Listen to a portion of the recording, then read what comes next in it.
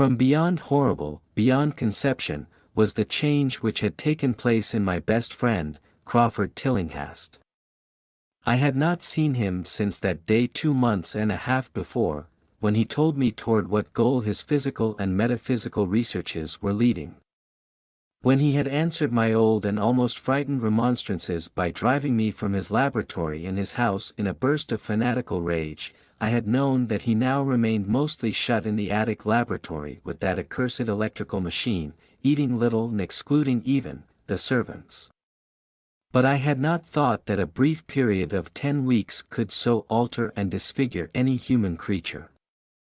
It is not pleasant to see a stout man suddenly grown thin. And it is even worse when the baggy skin becomes yellowed or grayed, the eyes sunken, circled, and uncannily glowing, the forehead veined and corrugated, and the hands tremulous and twitching.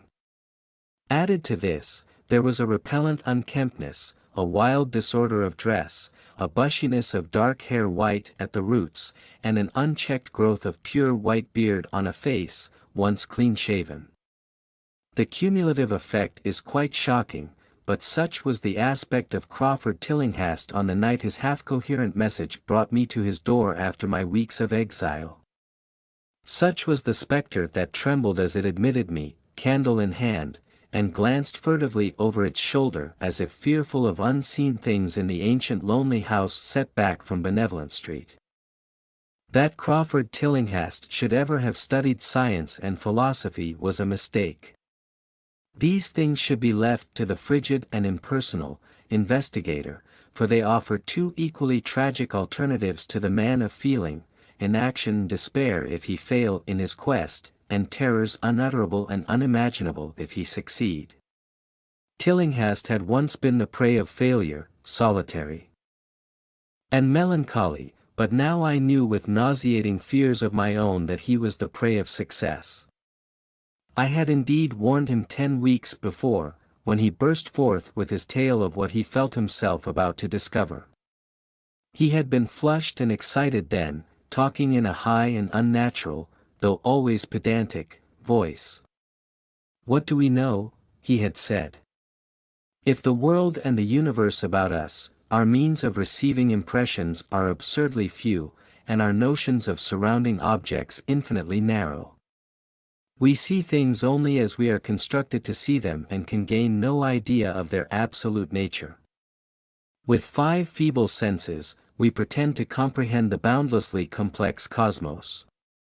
Yet other beings with a wider, stronger, or different range of senses might not only see very differently the things we see, but might see and study whole worlds of matter, energy, and life which lie close at hand, yet can never be detected with the senses we have. I have always believed that such strange, inaccessible worlds exist at our very elbows, and now I believe I have found a way to break down the barriers. I am not joking. Within 24 hours, that machine near that table will generate waves acting on unrecognized sense organs that exist in us as atrophied or rudimentary vestiges. Those waves will open up to us many vistas unknown to men and several unknown to anything we consider organic life.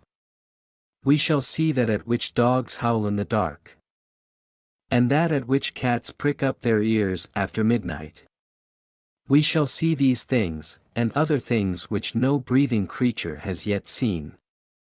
We shall overleap time, space, and dimensions, and without bodily motion peer to the bottom of creation. When Tillinghast said these things, I remonstrated, for I knew him well enough to be frightened rather than amused. But he was a fanatic and drove me from the house. Now he was no less a fanatic, but his desire to speak, but conquered his resentment, and he had written me imperatively in a hand I could scarcely recognize. As I entered the abode of the friends, they had suddenly metamorphosed into a shivering gargoyle. I became infected with the terror which seemed to be stalking in all the shadows, the woods, and beliefs expressed 10 weeks before and bodied forth in the darkness beyond the small circle of candlelight. I started at the hollow, altered voice of my host. I wished the servants were about and did not like it when he said they had all left 3 days previously. It seemed strange that old Gregory, at least, would desert his master without telling such a trusted friend as I. It was he who had given me all the information I had of Tillinghast after I was repulsed in rage. Yet I soon subordinated all my fears to my growing curiosity and fascination. Just what Crawford Tillinghast now wished of me, I could only guess, but that he had some stupendous secret or discovery to impart, I could not doubt. Before, I had protested it was unnatural prying into the unthinkable. Now that he had evidently succeeded to some degree, I almost shared his spirit, terrible though the cost of victory appeared. Up through the dark emptiness of the house, I followed the bobbing candle in the hand of this shaking parody of a man.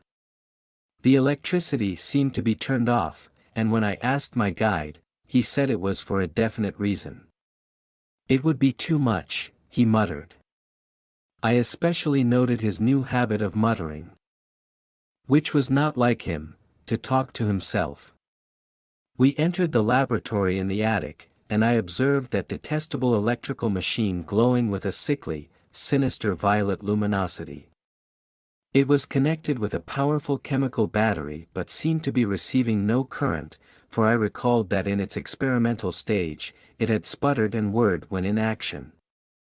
And replied to my question, Dillon gasped, mumbled that this permanent blow was not electrical in any sense that I could understand. He now seated me near the machine so that it was on my right and turned a switch somewhere below the crowning cluster of glass bulbs.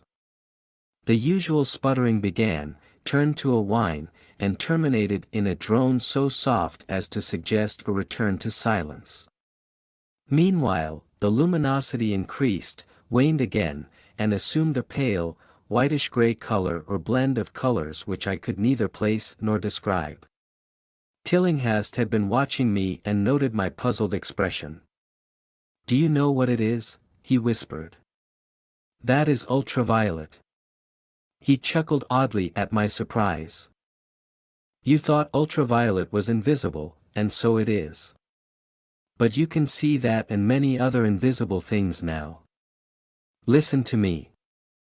The waves from that thing are waking 1,000 sleeping senses in us, senses which we inherit from eons of evolution, from the state of detached electrons to the state of organic humanity. I have seen truth, and I intend to show it to you. Do you wonder how it will seem? I will tell you." Here, Tillinghast seated himself directly opposite me, blowing out his candle and staring hideously into my eyes. "Your existing sense organs, ears first, I think, will pick up many of the impressions, but they are closely connected with the dormant organs. Then there will be others. You've heard of the pineal gland? I laugh at the shallow endocrinologist, fellow dupe and fellow parvenu of the Freudian. That gland is the great sense organ of organs. I have found out it works like sight in the end and transmits visual pictures to the brain. If you are normal, that is the way you ought to get most of it, get most of the evidence from beyond." I looked about the immense attic room with the sloping south wall, dimly lit by rays which the everyday eye cannot see. The far corners were all shadows, the whole place took on a hazy unreality which obscured its nature and invited the imagination to symbolism and phantasm. During the interval that Tillinghast was silent, I fancied myself in some vast and incredible temple of long-dead gods, some vague edifice of innumerable black stone columns reaching up from a floor of damp slabs to a cloudy height beyond the range of my vision. The picture was very vivid for a while, but gradually gave way to a more horrible conception, that of utter, absolute solitude in infinite sightless, soundless space. There seemed to be a void and nothing more, and I felt a childish fear which prompted me to draw from my hip pocket the revolver I always carried after dark since the night I was held up in East Providence. Then, from the farthest regions of remoteness, the sound softly glided into existence. It was infinitely faint, subtly vibrant, and unmistakably musical. It held a quality of surpassing wildness which made its impact feel like a delicate torture of my whole body. I felt sensations like those one feels when accidentally scratching ground glass. Simultaneously, there developed something like a cold draft which apparently swept past me from the direction of the distant sound. As I waited breathlessly, I perceived that both sound and wind were increasing, the effect being to give me an odd notion of myself as tied to a pair of rails in the path of a gigantic approaching locomotive. I began to speak to Tillinghast. And as I did so, all the unusual impressions abruptly vanished. I saw only the man, the glowing machine, and the dim apartment. Tillinghast was grinning repulsively at the revolver which I had almost unconsciously drawn, but from his expression, I was sure he had seen and heard as much as I, if not a great deal more. I whispered what I had experienced, and he bade me to remain as quiet and receptive as possible. Don't move, he cautioned, for in these rays we are able to be seen as well as to see. I told you the servants left, but I didn't tell you how.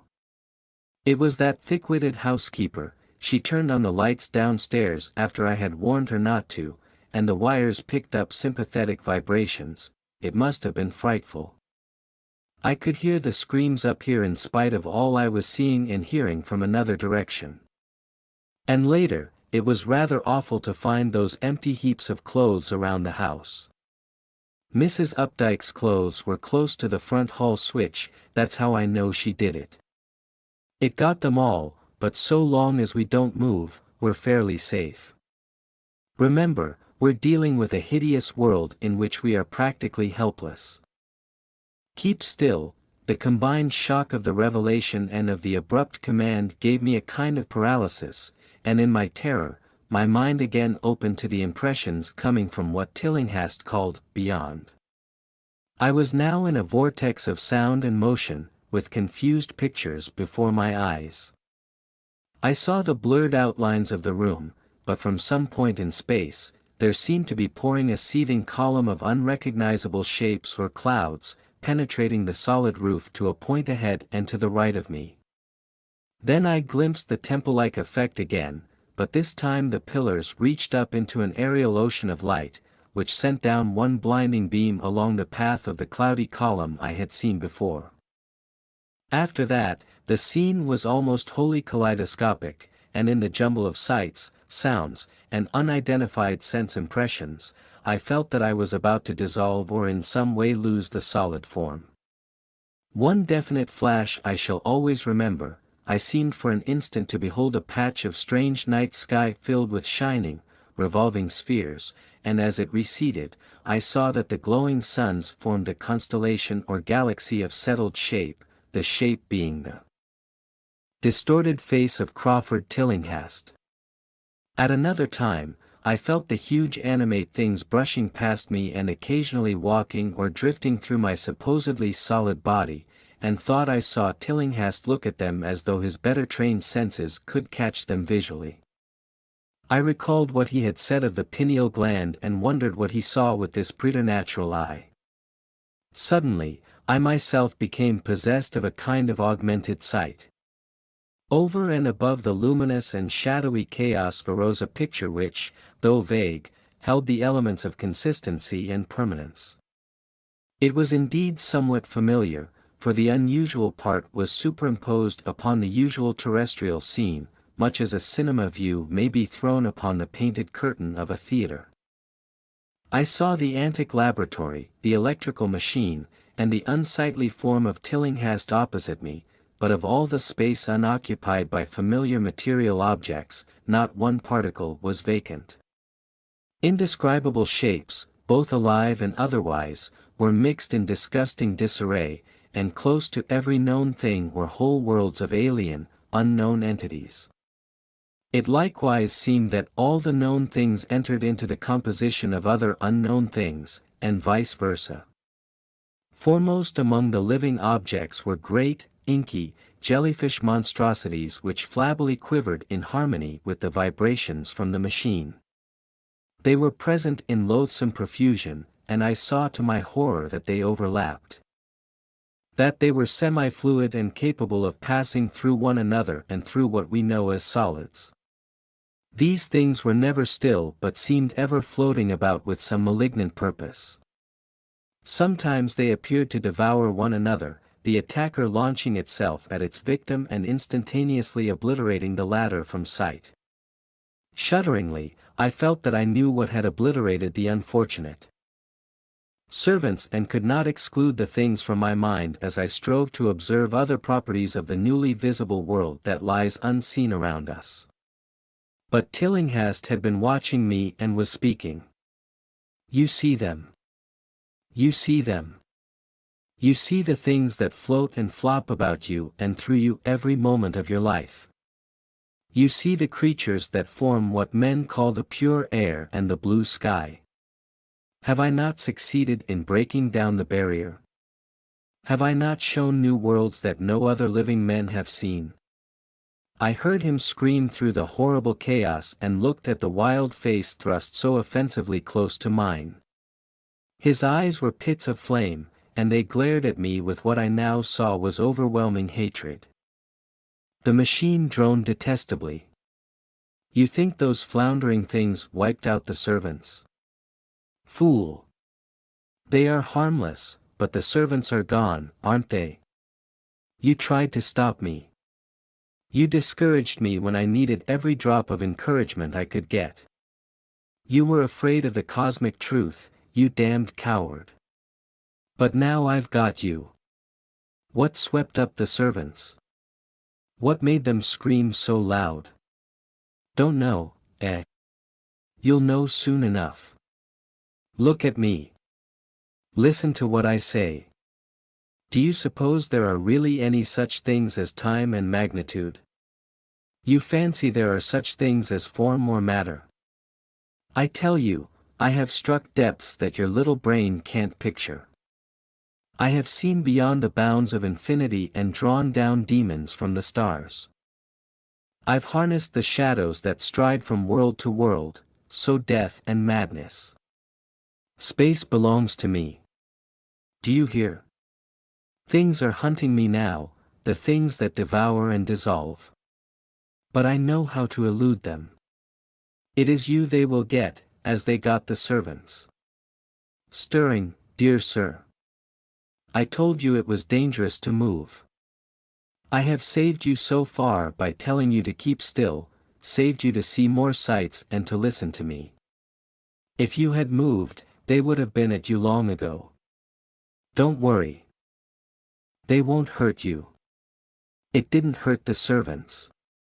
It was seeing that made the poor devils scream. So my pets are not pretty. They come out of places where aesthetic standards are very different. This integration is quite painless, I assure you. But I want you to see them. I almost saw them, but I knew how to stop. You're not curious. I always knew you were no scientist. Trembling with anxiety to see the ultimate things I've discovered. Why don't you move then? Tired? Well, don't worry, my friend. They are coming. Look, look, curse you, look. It's just over your left shoulder. What remains to be told is very brief and may be familiar to you from the newspaper accounts. The police heard a shot in the old Tillinghast house and found us there, Tillinghast dead and me unconscious. They arrested me because the revolver was in my hand but released me in 3 hours after they found it was apoplexy which had finished killing Tillinghast and saw that my shot had been directed at the noxious machine, which now lay hopelessly shattered on the laboratory floor. I did not tell very much of what I had seen, for I feared the coroner would be skeptical. But from the evasive outline I did give, the doctor told me that I had undoubtedly been hypnotized by the vindictive and homicidal madman. I wish I could believe that doctor. It would help my shaky nerves if I could dismiss what I now have to think of the air and the sky about and above me. I never feel alone or comfortable. And a hideous sense of pursuit sometimes comes chillingly on me when I am weary. What prevents me from believing the doctor is this one simple fact, that the police never found the bodies of those servants whom they say Crawford Tillinghast had murdered. The Outsider. That night, the Baron dreamt of many a woe, and all his warrior guests, with shade and form of witch and demon and large coffin worm, will long be nightmare. Keats. Unhappy is he to whom the memories of childhood bring only fear and sadness. Wretched is he who looks back upon lone hours in vast and dismal chambers with brown hangings and maddening rows of antique books, or upon old watches and twilight groves of grotesque, gigantic, and vine-encumbered trees that silently wave twisted branches far aloft. Such a lot the gods gave to me, the dazed, the disappointed, the barren, the broken. And yet I am strangely content, clinging desperately to those sere memories, and my mind momentarily threatens to reach beyond to the other. I know not where I was born, save that the castle was infinitely old and infinitely horrible, full of dark passages and having high ceilings where I could find only cobwebs and shadows. The stones in the crumbling corridors seemed always seriously damp, and there was an accursed smell everywhere, as of the piled-up corpses of dead generations. It was never light, so that I used sometimes to light candles and gaze steadily at them for relief. Nor was there any sun outdoors, since the terrible trees grew high above the topmost accessible tower. There was one black tower which reached above the trees into the unknown outer sky, but that was partly ruined and could not be ascended save by a well-nigh impossible climb of the sheer wall, stone by stone. I must have lived years in this place, but I cannot measure the time. Beings must have cared for my needs, yet I cannot recall any person except myself. Or anything alive but the noiseless rats and bats and spiders. I think that whoever nursed me must have been shockingly aged, since my first conception of a living person was that of something mockingly like myself, yet distorted, shriveled, and decaying like the castle. To me, there was nothing grotesque in the bones and skeletons that strewed some of the stone crypts deep down among the foundations. I fantastically associated these things with everyday events and thought them more natural than the colored pictures of living beings which I found in many of the moldy books. From such books I learned all the time, no teacher urged or guided me, and I do not recall hearing any human voice in all those years, not even my own. For although I had read of speech, I had never thought to try to speak aloud. My aspect was a matter equally unthought of, for there were no mirrors in the castle, and I merely regarded myself by instinct as akin to the youthful figures I saw drawn and painted in the books. I felt conscious of youth because I remembered so little. Outside, across the putrid moat and under the dark mute trees, I would often lie and dream for hours about what I read in the books and would longingly picture myself amidst gay crowds in the sunny world beyond the endless forest. Once, I tried to escape from the forest, but as I went farther from the castle, the shade grew denser and the air more filled with brooding fear, so that I ran frantically back lest I lose my way in a labyrinth of night silence. So through endless twilights, I dreamed and waited, though I knew not what I waited for. Then in the shadowy solitude, my longing for light grew so frantic that I could rest no more, and I lifted entreating hands to the single black ruined tower that reached above the forest into the unknown outer sky. At last, I resolved to scale that tower, fall though I might, since it were better to glimpse the sky and perish than to live without ever beholding day. In the dank twilight, I climbed the worn and aged stone stairs till I reached the level where they ceased, and thereafter, clung perilously to small footholds leading upward. Ghastly and terrible was that dead still cylinder of rock, black, ruined, and deserted, and sinister with startled bats whose wings made no noise. But more ghastly and terrible still was the slowness of my progress, for climb as I might, the darkness overhead grew no thinner, and a new chill of haunted and venerable mold assailed me. I shivered as I wondered why I did not reach the light and would have looked down had I dared. I fancied that night had come suddenly upon me and vainly groped with one free hand for a window embrasure that I might peer out and above and try to judge the height. I detained all at once after an infinity of awesome sightless crawling up that concave and desperate precipice. I felt my head touch a solid thing, and I knew I must have gained the roof or at least some kind of floor. In the darkness, I raised my free hand and tested the finding. It's stone and immovable. Then came a deadly circuit of the tower, clinging to whatever holds the slimy wall could give, till finally my testing hand found the barrier yielding, and I turned upward again, pushing the slab or door with my head as I used both hands in my fearful ascent. There was no light revealed above, and as my hands went higher, I knew that my climb was, for the nonce, ended, since the slab was the trap door of an aperture leading to a level stone surface of greater circumference than the lower tower, no doubt the floor of some lofty and capacious observation chamber. I crawled through carefully and tried to prevent the heavy slab from falling back into place, but failed in the latter attempt. As I lay exhausted on the stone floor, I heard the eerie echoes of its fall, but hoped when necessary to pry it open again. Believing I was now at a prodigious height far above the accursed branches of the wood, I dragged myself up from the floor and fumbled about for windows, that I might look for the first time upon the sky and the moon and stars of which I had read.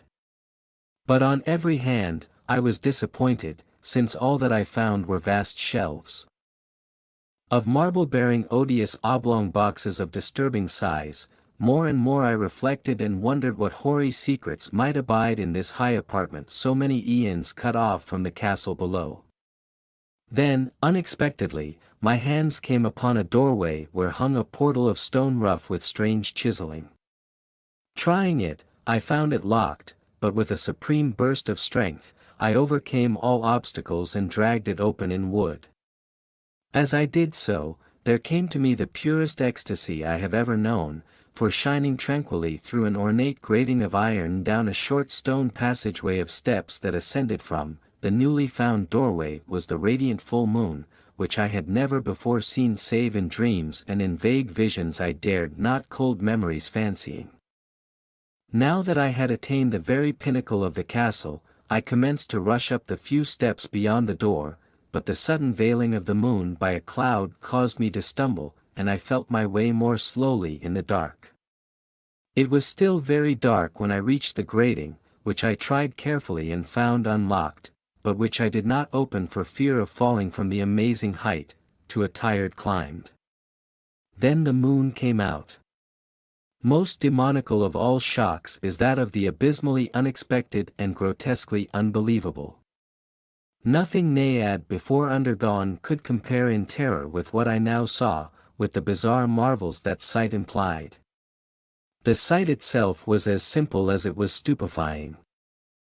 For it was merely this: instead of a dizzying prospect of treetops seen from a lofty eminence, there stretched around me on a level through the grating nothing less than a solid ground decked, diversified by marble slabs and columns, and overshadowed by an ancient stone church whose ruined spire gleamed spectrally in the moonlight. Half unconscious, I opened the grating and staggered out upon the white gravel path that stretched away in two directions.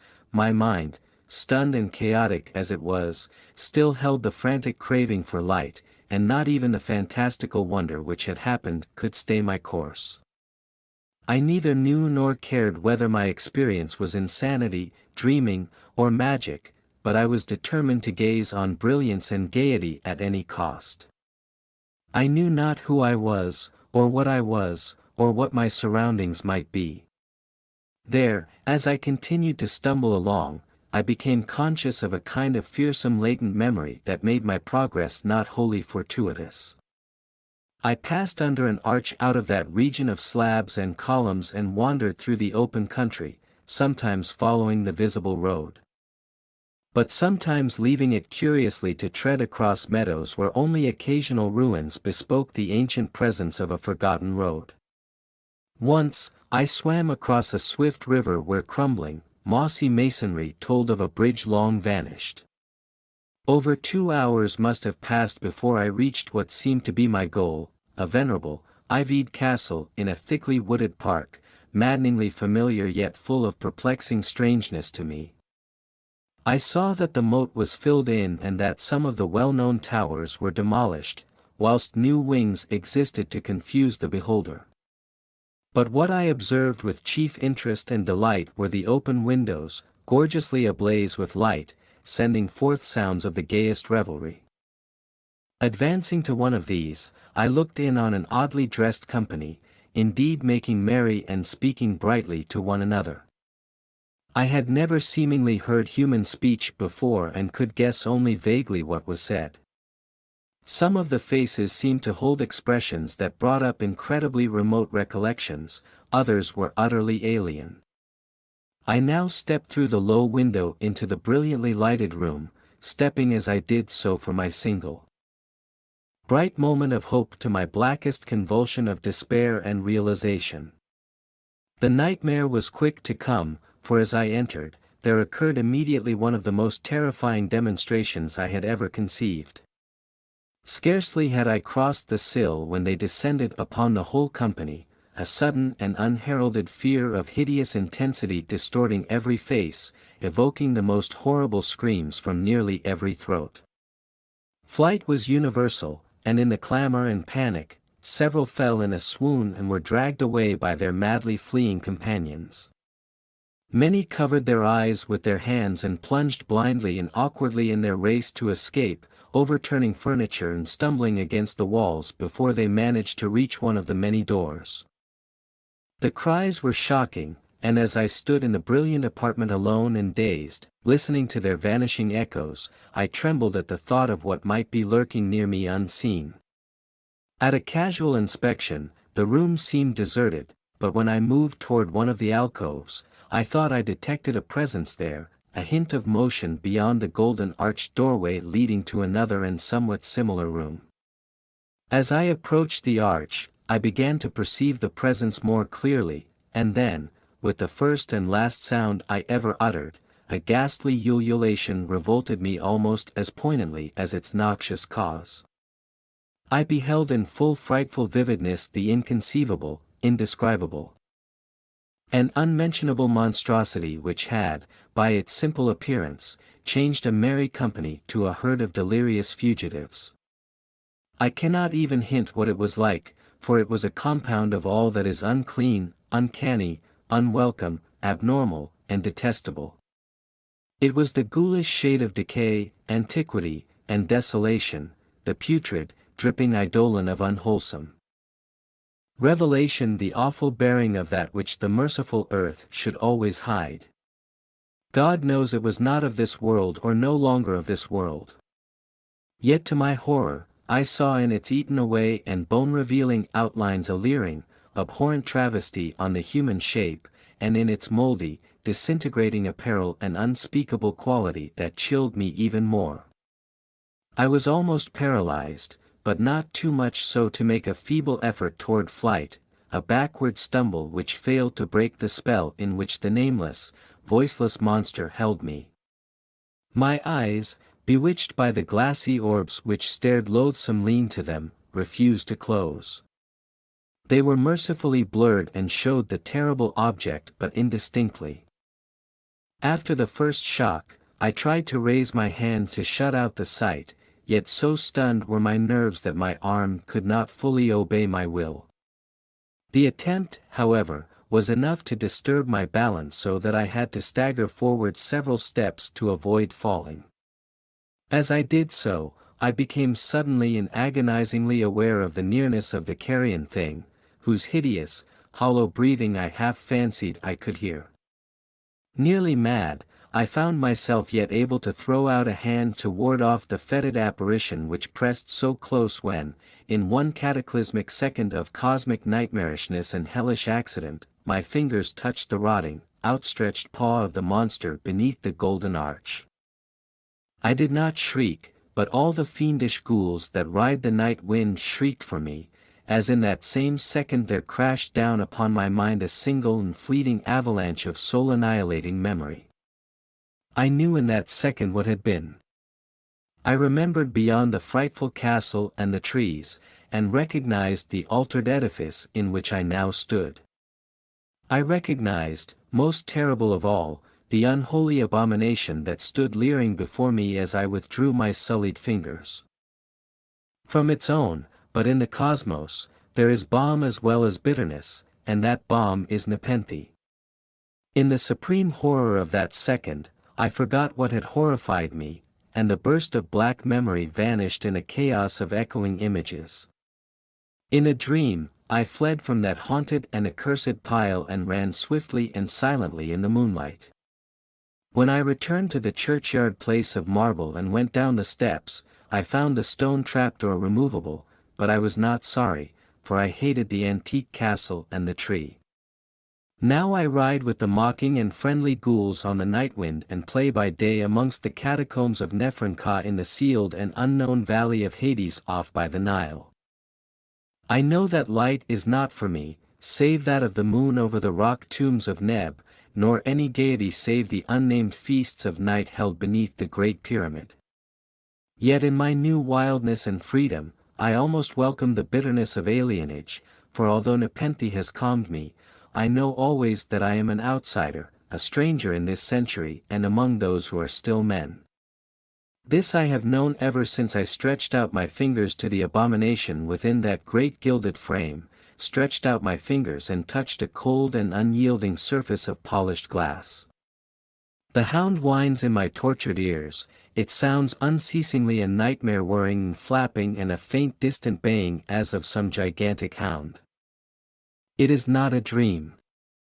It is not, I fear, even madness, for too much has already happened to give me these merciful doubts. St. John lies a mangled corpse. I alone know why, and such is my knowledge that I am about to blow out my brains for fear I shall be mangled in the same way. Down unlit and illimitable corridors of eldritch fantasy sweeps the black shapeless nemesis that drives me to self-annihilation. May heaven forgive the folly and morbidity which led us both to so monstrous a fate. Wearied with the commonplaces of a prosaic world where even the joys of romance and adventure soon grow stale, St. Joan and I had followed enthusiastically every aesthetic and intellectual movement which promised respite from our devastating ennui. The enigmas of the symbolists and the ecstasies of the pre-Raphaelites all had their time, but each new mood was drained too soon of its diverting novelty and appeal. Only the somber philosophy of the decadence held us, and this we found potent only by increasing gradually the depth and diabolism of our penetrations. Baudelaire and Huysmans were soon exhausted of thrills, till finally there remained for us only the more direct stimuli of unnatural personal experiences and adventures. It was this frightful emotional need which led us eventually to that detestable course which, even in my present fear, I mention with shame and timidity, that hideous extremity of human outrage, the abhorred practice of grave robbing. I cannot reveal the details of our shocking expeditions or catalogue even partly the worst of the trophies adorning the nameless museum we prepared in the great stone house where we jointly dwelt alone and servantless. Our museum was a blasphemous, unthinkable place where, with a satanic taste and neurotic virtuosity, we had assembled a universe of terror and decay to excite our jaded sensibilities. It was a secret room far, far underground, where huge winged demons carved in basalt and onyx vomited from wide grinning mouths weird green and orange light, and hidden pneumatic pipes ruffled into kaleidoscopic dances of death the lines of red channeled things. And in hand-woven, voluminous black hangings, through these pipes came at will the odors our moods most craved.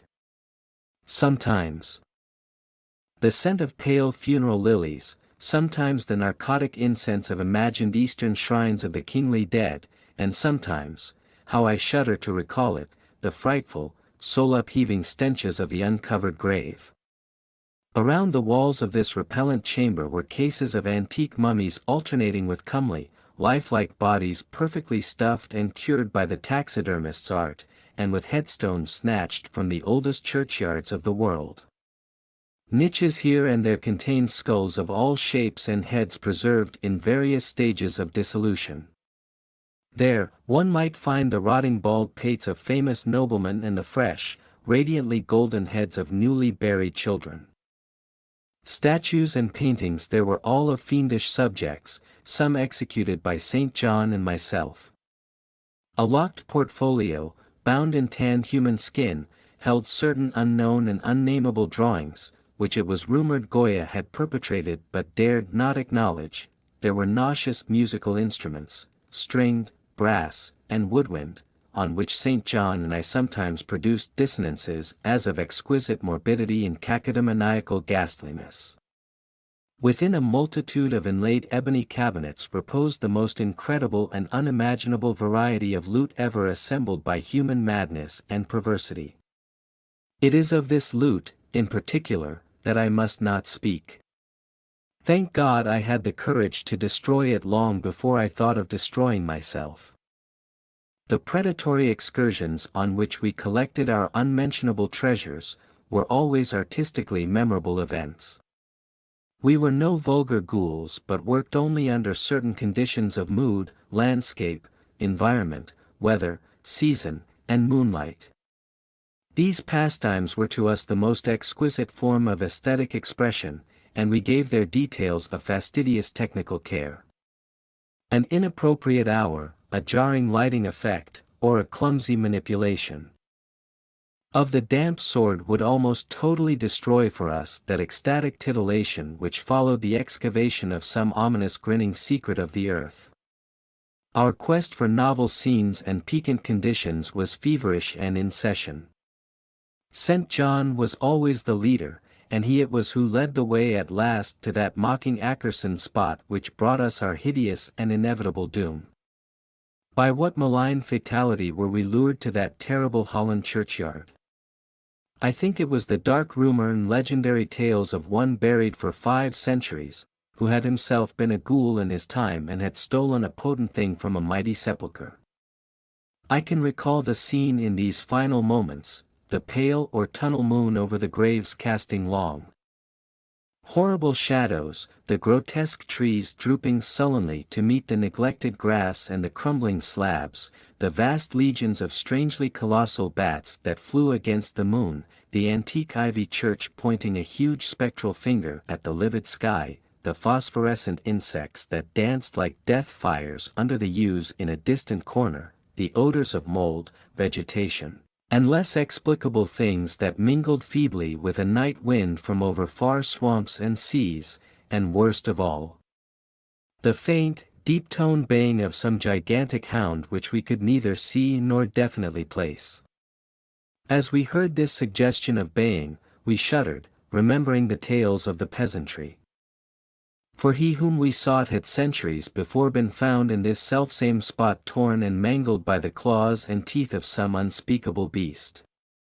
I remembered how we delved in this ghoul's grave with our spades and how we thrilled at the picture of ourselves, the grave, the pale watching moon, the horrible shadows, the grotesque trees, the titanic bats, the antique church, dancing death fires, the sickening odors, the gently moaning night wind, and the strange half-heard directionless baying whose objective existence we could scarcely be sure. Then we struck a substance harder than the damp mold and beheld a rotting oblong box crusted with mineral deposits from the long undisturbed ground. It was incredibly tough and thick, but so old that we finally pried it open and feasted our eyes on what it held. Much, amazingly much, was left of the object despite the lapse of 500 years.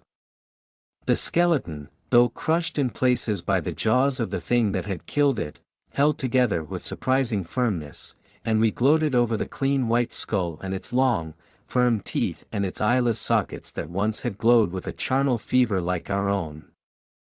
In the coffin lay an amulet of curious and exotic design, which had apparently been worn around the sleeper's neck. It was the oddly conventionalized figure of a crouching wingard hound or sphinx with a semi-canine face and was exquisitely carved in antique oriental fashion from a small piece of green jade. The expression on its features was repellent in the extreme, savoring at once of death, bestiality, and malevolence. Around the base was an inscription in characters which neither St. John nor I could identify, and on the bottom, like a maker's seal, was graven a grotesque and formidable skull. Immediately upon beholding this amulet, we knew that we must possess it, that this treasure alone was our logical spoil from the century grave. Even had its outlines been unfamiliar, we would have desired it. But as we looked more closely, we saw that it was not wholly unfamiliar. Alien it indeed was to all art and the literature which sane and balanced readers know, but we recognized it as the thing hinted of in the forbidden Necronomicon of the Arabic Abdullah al-Hazard, that ghastly symbol of the corpse-eating cult of inaccessible Lang in Central Asia. All too well did we trace the sinister lineaments described by the old Arab demonologist. The lineaments he wrote were drawn from some obscure supernatural manifestation of the souls of those who vexed and gnawed at the dead. Seizing the green jade object, we gave a last glance at the bleached and cavern-eyed face of its owner and closed up the grave as we found it. As we hastened from that abhorrent spot, the stolen amulet in St. John's pocket, we thought we saw the bats descend and a body to the earth we had so lately rifled, as if seeking some cursed and unholy nourishment. But the autumn moon shone weak and pale, and we could not be sure. So, as we sailed the next day away from Holland to our home, we thought we heard the faint, distant baying of some gigantic hound in the background. But the autumn wind moaned, saddened one, and we could not be sure. Less than a week after our return to England, strange things began to happen. We lived as recluses, devoid of friends, alone and without servants, in a few rooms of an ancient manor house on a bleak and unfrequented moor, so that our doors were seldom disturbed by the knock of a visitor. Now, however, we were troubled by what seemed to be frequent fumblings in the night, not only around the doors but around the windows also, upper as well as lower.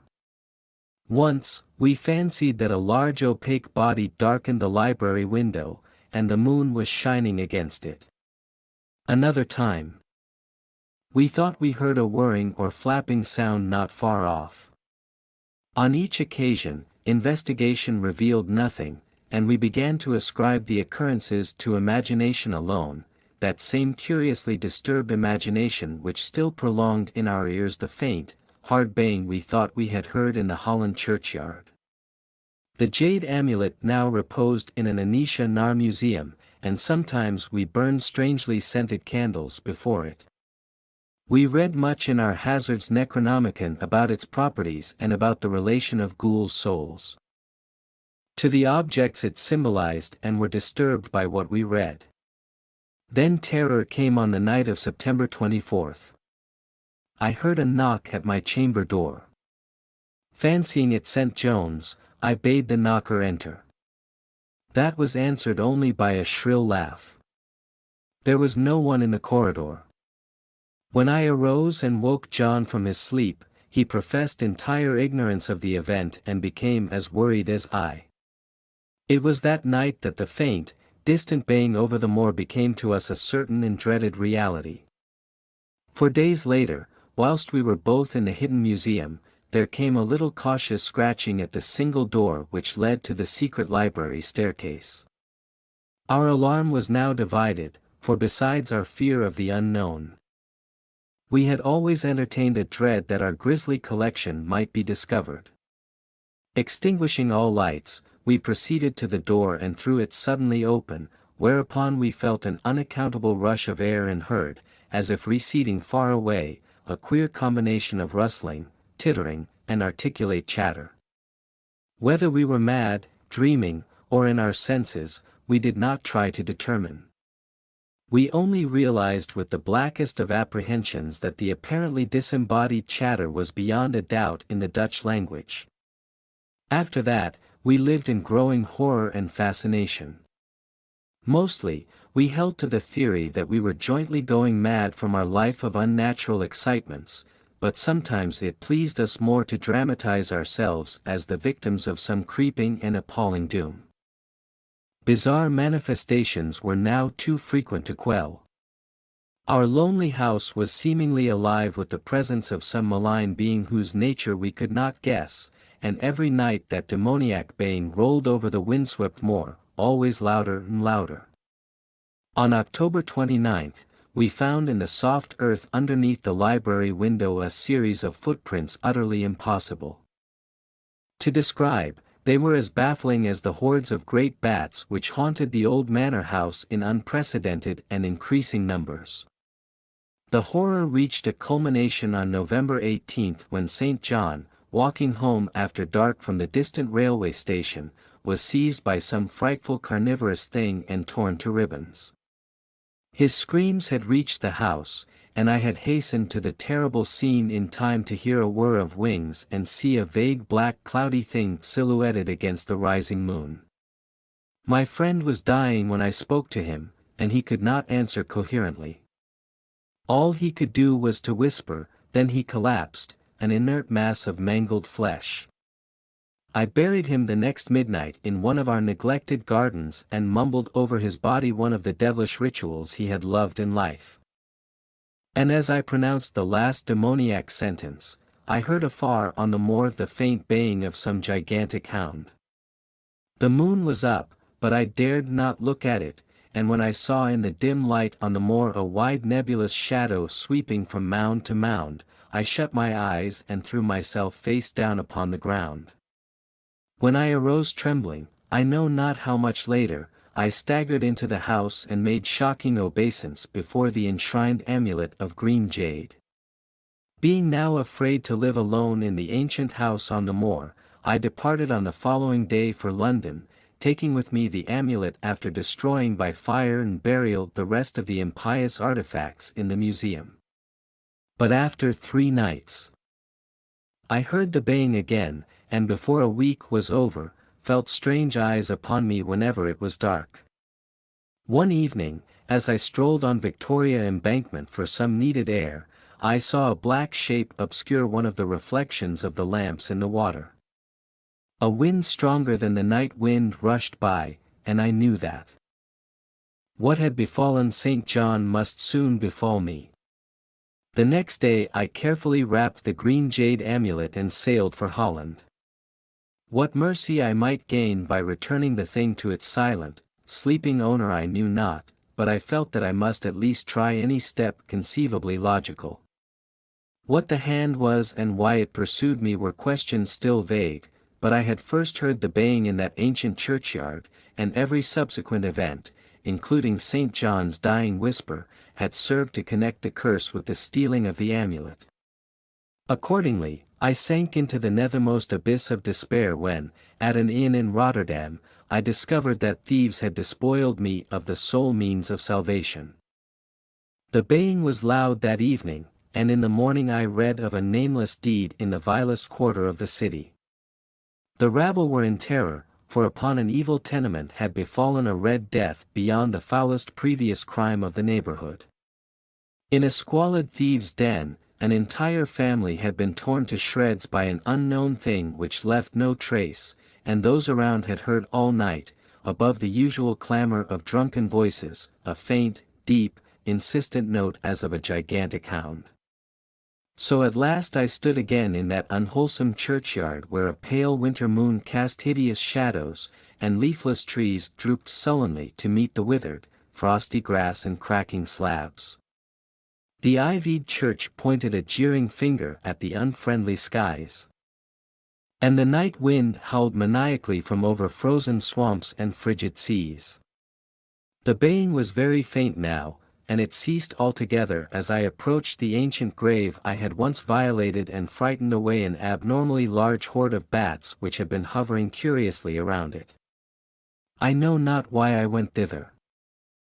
Unless to pray or jabber out insane pleas and apologies to the calm white thing that lay within, but whatever my reason, I attacked the half-frozen sword with a desperation partly mine and partly that of a dominating will outside myself. Excavation was much easier than I expected, though at one point I encountered a queer interruption when a lean vulture darted down out of the cold sky and pecked frantically at the grave earth until I killed him with a blow of my spade. Finally, I reached the rotting oblong box and removed the damp, nitrous cover. This is the last rational act I ever performed, for crouched within that century coffin, embraced by a close-packed nightmare retinue of huge, sinewy sleeping bats, was the bony thing my friend and I had robbed, not clean and placid as we had seen it then, but covered with caked blood and shreds of alien flesh and hair, and leering sentiently at me with phosphorescent sockets and sharp, sanguine fangs yawning twistedly in mockery of my inevitable doom. And when it gave, from those grinning jaws, a deep sardonic bay of some gigantic hound, and I saw that it held in its gory, filthy claws the lost and fateful amulet of green jade, I merely screamed and ran away idiotically, my screams soon dissolving into peals of hysterical laughter. Madness writes, the star-wind claws and teeth sharpened on centuries of corpses dripping death astride a bacchanal of bats from night-black ruins of buried temples of doom. Now, as the baying of that dead, fleshless monstrosity grows louder and louder, and the stealthy whirring and flapping of those accursed webbed wings circles closer and closer, I shall seek with my revolver the oblivion which is my only refuge from the unnamed and unnameable. I saw him on a sleepless night when I was walking desperately to save my soul of my vision. My coming to New York had been a mistake, for whereas I had looked for poignant wonder and inspiration in the teeming labyrinths of ancient streets that twist endlessly from forgotten courts and squares and waterfronts to courts and squares and mortar fronts equally forgotten, and in the cyclopean modern towers and pinnacles that rise blackly Babylonian under waning moons, I had found instead only a sense of horror and oppression which threatened to master, paralyze, and annihilate me. The disillusion had been gradual. Coming for the first time upon the town, I had seen it in the sunset from a bridge, majestic above its waters, its incredible peaks and pyramids rising flower-like and delicate from pools of violet mist to play with the flaming golden clouds and the first stars of evening. Then it had lighted up window by window above the shimmering tides where lanterns nodded and glided, and deep horns bayed weird harmonies, and itself became a starry firmament of dream, redolent of fairy music and one with the marbles of Carcassonne and Samarkand, an Eldorado of old glorious and half-fabulous cities. Shortly afterward, I was taken through those antique ways so dear to my fancy, narrow curving alleys and passages where rows of red Georgian brick blinked with small painted dormers above pillared doorways that had looked on gilded sedans and paneled coaches. And in the first flush of realization of these long-wished things, I thought I had indeed achieved such treasures as would make me in time a poet. But success and happiness were not to be. Garish daylight showed only squalor and alien age and the noxious elephantiasis of climbing, spreading stone where the moon had hinted of loveliness and elder magic. And the throngs of people that seeped through the flume-like streets were squat, swarthy strangers with ardent faces and narrow eyes, shrewd strangers without dreams and without kinship to the scenes about them, who could never mean aught to a blue-eyed man of the old folk with a love of fair green lanes and white New England village steeples in his heart. So instead of the poems I had hoped for, there came only a shuddering blankness and ineffable loneliness. And I saw at last a fearful truth which no one had ever dared to breathe before, the unutterable secret of secrets. The fact that this city of stone and strider is not a sentient perpetuation of old New York as London is of old London and Paris of old Paris, but that it is, in fact, quite dead. Its sprawling body imperfectly embalmed and infested with queer animate things which have nothing to do with it as it was in life.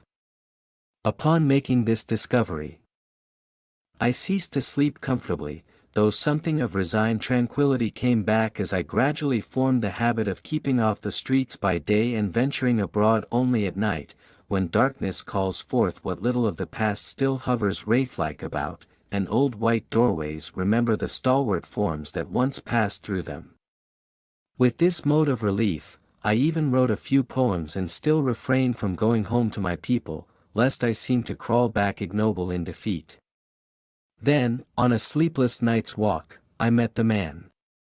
It was in a grotesque hidden courtyard of the Greenwich section, for there in my ignorance I'd settled, having heard of the place as the natural home of poets and artists. The archaic lanes and houses and unexpected bits of square and court had indeed delighted me.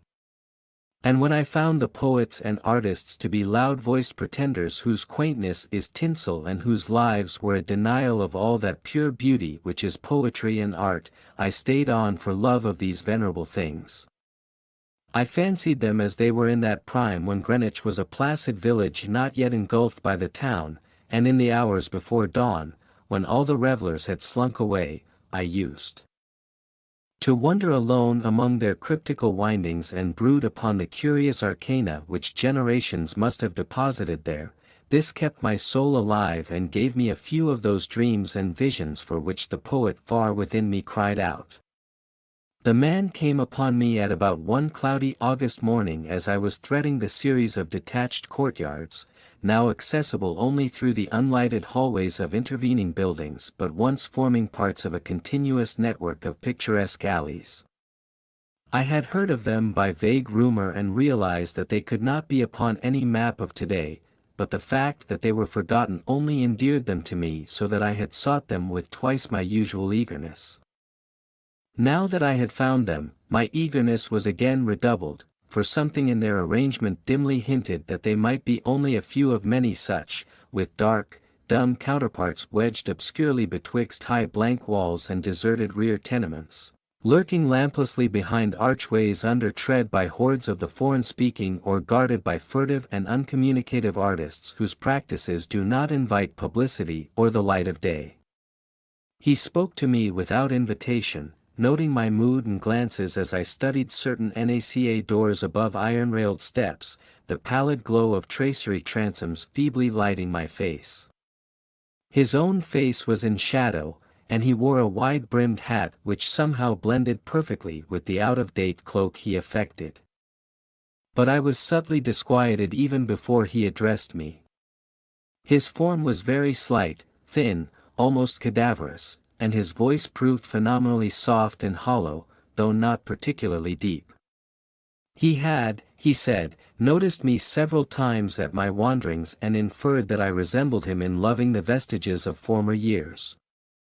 Would I not like the guidance of one long practiced in these explorations and possessed of local information profoundly deeper than any which an obvious newcomer could possibly have gained? As he spoke, I caught a glimpse of his face in the yellow beam from a solitary attic window. It was a noble, even a handsome, elderly countenance and bore the marks of a lineage and refinement unusual for the age and place. Yet some quality about it disturbed me almost as much as its features pleased me. Perhaps it was too white, or too expressionless, or too much out of keeping with the locality to make me feel easy or comfortable. Nevertheless, I followed him, for in those dreary days my quest for antique beauty and mystery was all that I had to keep my soul alive. And I reckoned it a rare favor of fate to fall in with one whose kindred seeking seemed to have penetrated so much farther than mine. Something in the night constrained the cloaked man to silence, and for a long hour he led me forward without needless words, making only the briefest of comments concerning ancient names and dates and changes, and directing my progress very largely by gestures. As we squeezed through interstices, tiptoed through corridors, clambered over brick walls, and once crawled on hands and knees through a low-arched passage of stone whose immense length and tortuous twistings effaced at last every hint of geographical location, he managed to preserve the things we saw. They were very old and marvelous, or at least they seemed so in the few straggling rays of light by which I viewed them. I shall never forget those tottering Ionic columns, fluted pilasters, urn-handed iron fence posts, flaring lintels, dwindles, and decorative fanlights that appeared to grow quainter and stranger the deeper we advanced into this inexhaustible maze of unknown antiquity. We met no person, and as time passed, the lighted windows became fewer and fewer. The streetlights we first encountered had been of oil and of the ancient lozenge pattern. Later, I noticed some with candles, and at last, after traversing a horrible unlighted course where my guide had to lead with his beloved hand through total blackness to a narrow wooden gate in a high wall, we came upon a fragment of alley lit only by lanterns in front of every seventh house, unbelievably colonial tin lanterns with conical tops and holes punched in the sides. This alley led steeply uphill, more steeply than I thought possible in this part of New York, and the upper end was blocked, squarely by the ivy-clad wall of a private estate, beyond which I could see a pale cupola and the tops of trees waving against a vague lightness in the sky. In this wall was a small, low, arched gate of nail-studded black oak, which the man proceeded to unlock with a ponderous key. Leading me within, he steered a course in utter blackness over what seemed to be a gravel path and finally up a flight of stone steps to the door of the house, which he unlocked and opened for me. We entered, and as we did so, I grew faint from a reek of infinite mustiness which welled out to meet us and which must have been the fruit of unwholesome centuries of decay. My host appeared not to notice this, and in courtesy, I kept silent as he piloted me up a curving stairway, across a hall, and into a room whose door I heard him lock behind us. Then I saw him pull the curtains of the 3 small paned windows that barely showed themselves against the lightning sky. After which he crossed to the mantel, struck flint and steel, lighted 2 candles of a candelabrum of 12 sconces, and made a gesture enjoining soft-toned speech. In this feeble radiance, I saw that we were in a spacious, well-furnished, and paneled library dating from the first quarter of the 18th century, with splendid doorway pediments, delightful Doric cornice and a magnificently carved-over mantel with scrolling on top. Above the crowded bookshelves, at intervals along the walls, were well-wrought family portraits, all tarnished to an enigmatic dimness, and therein an unmistakable likeness to the man who now motioned me to a chair beside the graceful Chippendale table. Before seating himself across the table from me, my host paused for a moment as if in embarrassment. Then, heartily removing his gloves, wide-brimmed hat, and cloak, he stood theatrically revealed in full mid-Georgian costume, from queued hair and neck ruffles to knee breeches, silk hose, and the buckled shoes I had not previously noticed. Now, slowly sinking into a high-backed chair, he commenced to eye me intently. Without his hat, he took on an aspect of extreme age which was scarcely visible before, and I wondered if this unperceived mark of singular longevity were not one of the sources of my original disquiet. When he spoke at length, his soft, hollow, and carefully muffled voice not infrequently quavered, and now and then I had great difficulty in following him as I listened with a thrill of amazement and half-disavowed alarm, which grew each instant. "You behold," so my host began, "a man of very eccentric elaborateness, whose costume no apology need be offered to one with your wit and inclinations. Reflecting upon better times, I have not scrupled to ascertain their ways and adopt their dress and manners, an indulgence which offends none if practiced without ostentation. It hath been my good fortune to retain the rural seat of my ancestors, Swallow. There it was, by 2 towns, first Greenwich, which built up hither after 1800, and New York was joined on near 1830. There were many reasons for the close keeping of this place in my family, and I have not been remiss in discharging such obligations. The squire who succeeded to it in 1768 studied certain arts and made certain discoveries all connected with influences residing in this particular plot of ground and eminently deserving of the strongest guarding. Some curious effects of these arts and discoveries I now purpose to show you under the strictest secrecy, and I believe I may rely on my judgment of men enough to have no distrust of either your interest or your fidelity. He paused, but I could only nod my head. I've said that I was alarmed here to my soul. Nothing was more deadly than the material daylight world of New York, and whether this man were a harmless eccentric or a wielder of dangerous arts, I had no choice save to follow him and select my sense of wonder on whatever he might have to offer. So I listened. To my ancestor, he softly continued, there appeared to reside some very remarkable qualities in the will of mankind, qualities having a little suspected dominance not only over the acts of oneself and of others, but over every variety of force and substance in nature, and over many elements and dimensions deemed more universal than nature herself. May I say that he floated the sanctity of things as great as space and time, and that he put to strange uses the rights of certain half-breed Red Indians once encamped upon this hill. These Indians showed Colorado and the place was built and were plagued by a pestilence. In asking to visit the grounds at the full of the moon for years, they stole over the wall each month when they could and by stealth performed certain acts. Then in '68 the new squire caught them at their doings and stood still at what he saw. Thereafter he bargained with them and exchanged the free access of his grounds for the exact inwardness of what they did, learning that their grandfathers got part of their custom from red ancestors and part from an old Dutchman in the time of this state's general, and pox on him, I'm afeard the squire must have served the monstrous bad rum, whether or not by intent, for a week after he learnt the secret, he was the only man living that knew it. You, sir, the first outsider to be told. There is a secret, and split me about of risk tampering that much with the powers. Had you not been so hot after bygone things, I shuddered as the man grew colloquial, and with familiar speech of another day, he went on.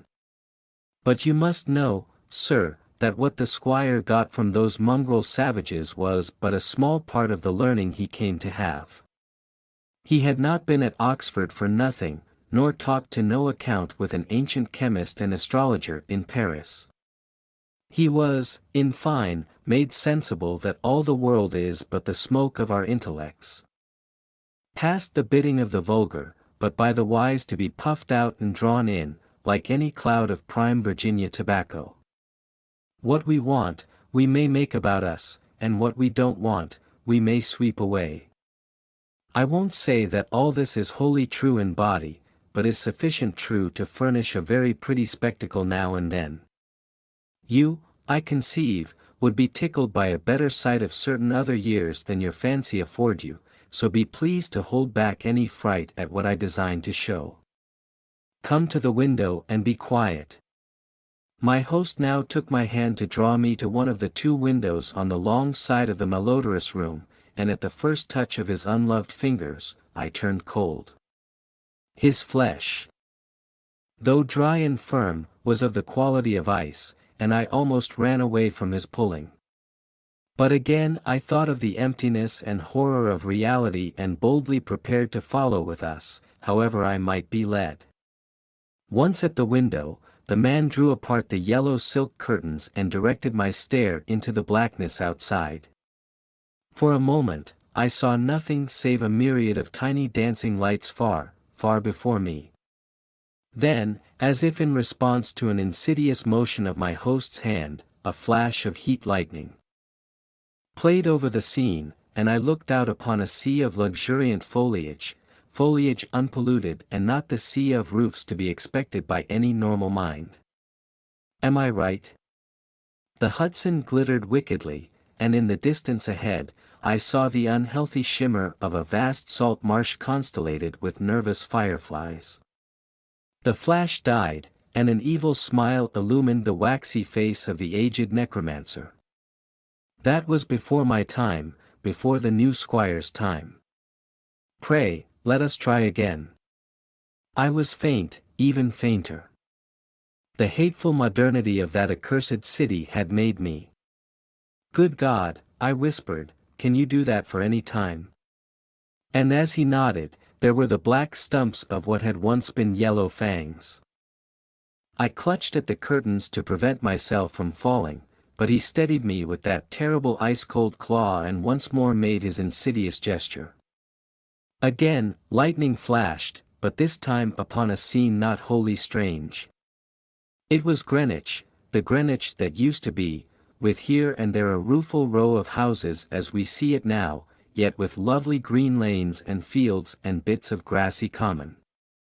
The marsh still bulleted beyond, but in the farther distance, I saw the steeples of what was then all of New York, Trinity and St. Paul's and the brick church dominating their sisters, and a faint haze of wood smoke hovering over the whole.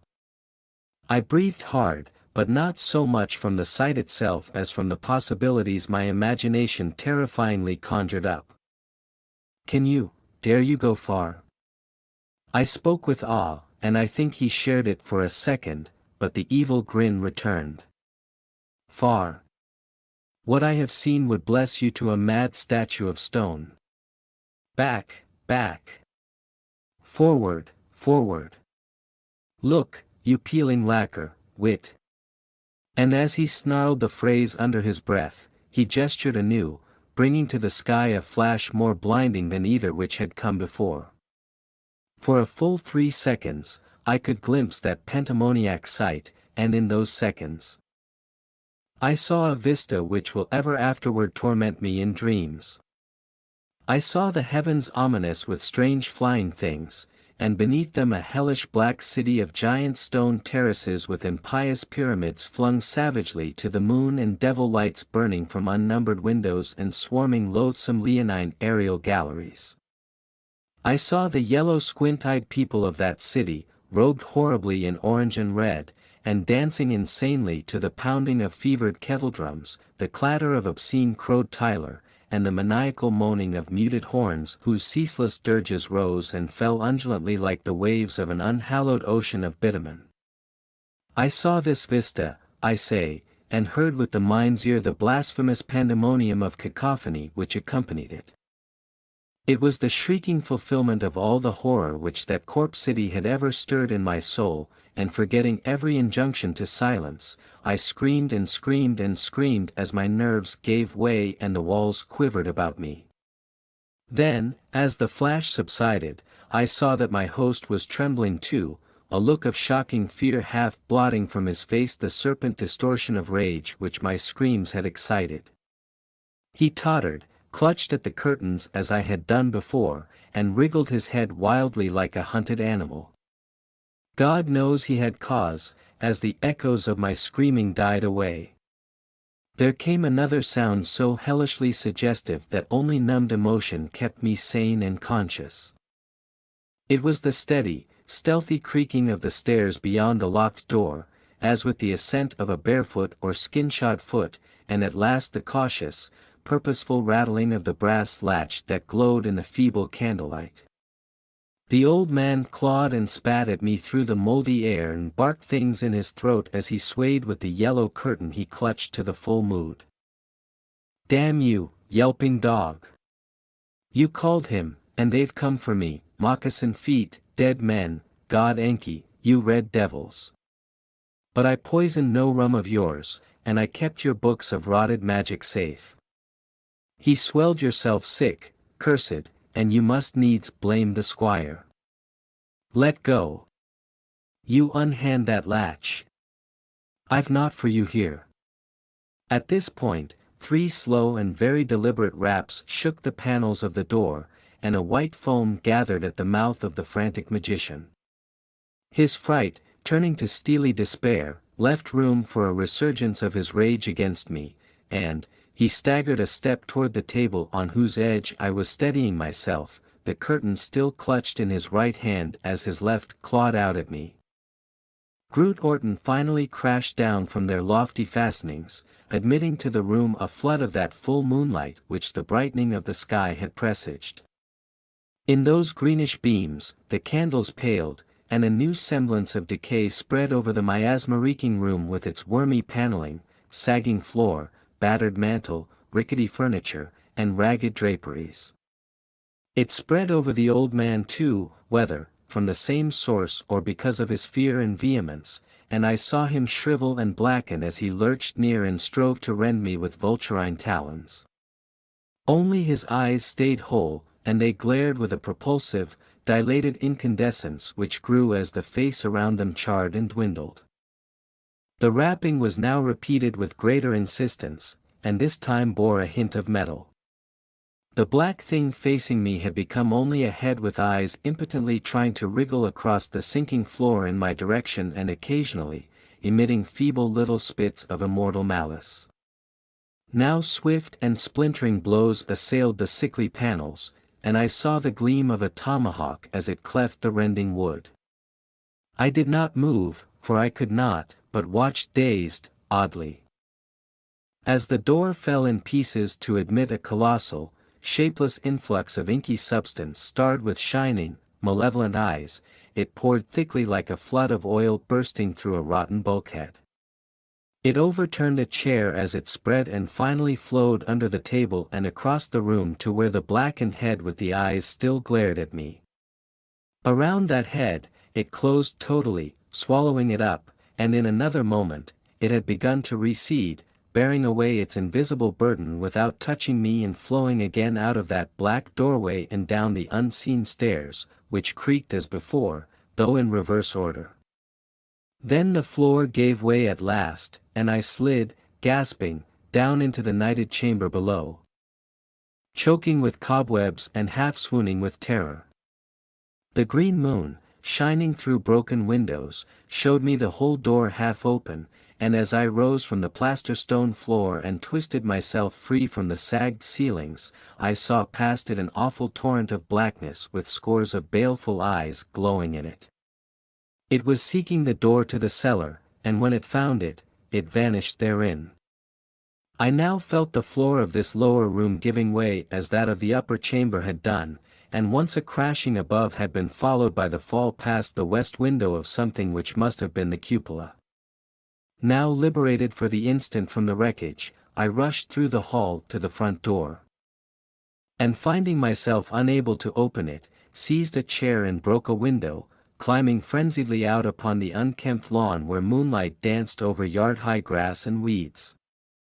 The wall was high and all the gates were locked, but moving a pile of boxes in a corner, I managed to gain the top and cling to the great stone urn set there. About me, in my exhaustion, I could see only strange walls and windows and old gambrel roofs. The steep street of my approach was nowhere visible, and the little I did see succumbed rapidly to a mist that rolled in from the river despite the glaring moonlight. Suddenly, the end to which I clung began to tremble as if sharing my own lethal dizziness, and in another instant, my body was plunging downward to I knew not what fate.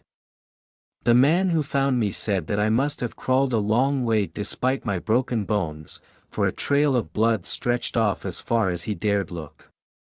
The gathering rain soon effaced this link with the scene of my ordeal, and reports could state no more than that I had appeared from a place unknown at the entrance of a little black court of Perry Street. I never sought to return to those tenebrous labyrinths. Nor would I direct any sane man thither if I could. Of who or what that ancient creature was, I have no idea, but I repeat that the city is dead and full of unsuspected horrors. Whether he has gone, I do not know, but I've gone home to the pure New England lanes at which fragrant sea winds sweep at evening.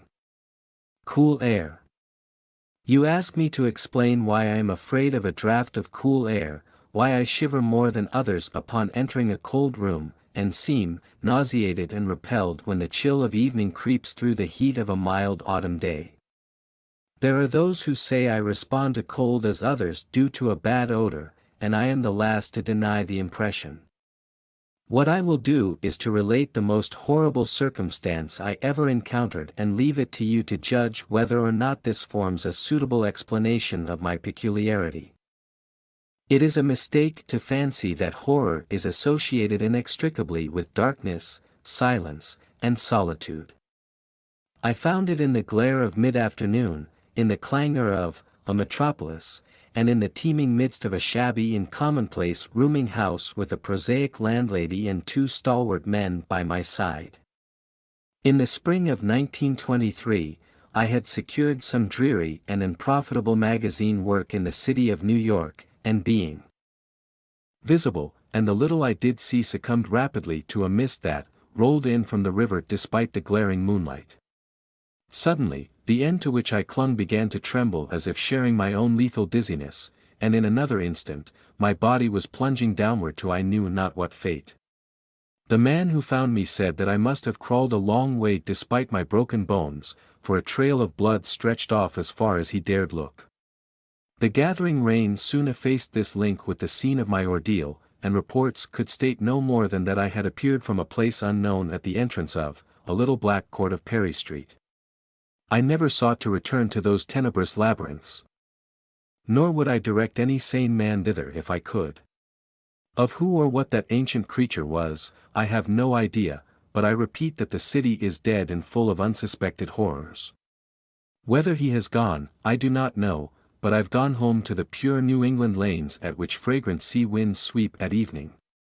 Cool air. You ask me to explain why I am afraid of a draught of cool air, why I shiver more than others upon entering a cold room, and seem nauseated and repelled when the chill of evening creeps through the heat of a mild autumn day. There are those who say I respond to cold as others do to a bad odor, and I am the last to deny the impression. What I will do is to relate the most horrible circumstance I ever encountered and leave it to you to judge whether or not this forms a suitable explanation of my peculiarity. It is a mistake to fancy that horror is associated inextricably with darkness, silence, and solitude. I found it in the glare of mid-afternoon, in the clangor of a metropolis, and in the teeming midst of a shabby and commonplace rooming house with a prosaic landlady and two stalwart men by my side. In the spring of 1923, I had secured some dreary and unprofitable magazine work in the city of New York, and being unable to pay any substantial rent, I began drifting from one cheap boarding establishment to another in search of a room that might combine the qualities of decent cleanliness, durable furnishings, and a very reasonable price. It soon became apparent that I had only a choice between different evils. After a time, however, I came upon a house in West 14th Street that disgusted me much less than the others I had sampled. The place was a four-story mansion of brownstone, apparently dating from the late 1840s, and fitted with woodwork and marble whose stained and sullied splendor suggested a descent from high levels of tasteful opulence. The rooms were large and lofty, decorated with impossible wallpaper and ridiculously ornate stucco cornices. There lingered a depressing mustiness and a hint of obscure cookery, but the floors were clean, the linen tolerably regular, and the hot water not too often cold or turned off. I came to regard it as at least a bearable place to hibernate until one might truly live again. The landlady, a slatternly, almost bearded Spanish woman named Herrera, did not annoy me with gossip or criticisms of the late burning electric light in my third-floor front room. My fellow lodgers were as quiet and uncommunicative as one might desire, being mostly Spaniards a little above the coarsest and crudest grade. Only the din of streetcars in the thoroughfare below proved a serious annoyance. I had been there about 3 weeks when the first odd incident occurred. One evening at about 8 o'clock, I heard a spattering on the floor and became suddenly aware that I had been smelling the pungent odor of ammonia for some time. Looking about, I saw that the ceiling was wet and dripping, the soaking apparently proceeding from a corner on the side toward the street. Anxious to stop the matter at its source, I hastened to the basement to tell the landlady and was assured by her that the trouble would quickly be set right. "Doc, tell Munoz," she cried as she rushed upstairs ahead of me. "Here, spilling Emma calls, he is to seek for doctor himself, a seeker all the time. But he will not have no other for help, he is very clear in his sickness. Oh day, take funny smelling baths, and he cannot get excited. Worm all his own housework, he does. His little room is full of bottles and machines, and he does not work as a doctor, but he was great once. My father in Barcelona has heard of him, and only just now, he fixed an arm of the plumber who got hurt suddenly. He never goes out, only on the roof. My boy Esteban brings him his food and laundry, medicines, and chemicals. My God, the sal ammoniac that man uses to keep him cool. Mrs. Herrero disappeared up the staircase to the 4th floor, and I returned to my room. The ammonia ceased to drip, and as I cleaned up what had spilled and opened the window for air, I heard the landlady's heavy footsteps above me. Dr. Munoz I had never heard save for certain sounds as of some gasoline-driven mechanism, since his step was soft and gentle. I wondered for a moment what the strange affliction of this man might be and whether his obstinate refusal of outside aid was not the result of a rather baseless eccentricity. There is, I reflected, a trite and infinite deal of pathos in the state of an eminent person who has come down in the world. I might never have known Dr. Munoz had it not been for the heart attack that suddenly seized me one forenoon as I sat writing in my room. Physicians had told me of the danger of those spells, and I knew there was no time to be lost. So, remembering what the landlady had said about the invalid's help of the injured workman, I dragged myself upstairs and knocked feebly at the door above mine. My knock was answered in good English by a curious voice some distance to the right asking my name and business, and these things being stated, there came an opening of the door next to the one I had sought. A rush of cool air greeted me, and though the day was one of the hottest of late June, I shivered as I crossed the threshold into a large apartment whose rich and tasteful decoration surprised me.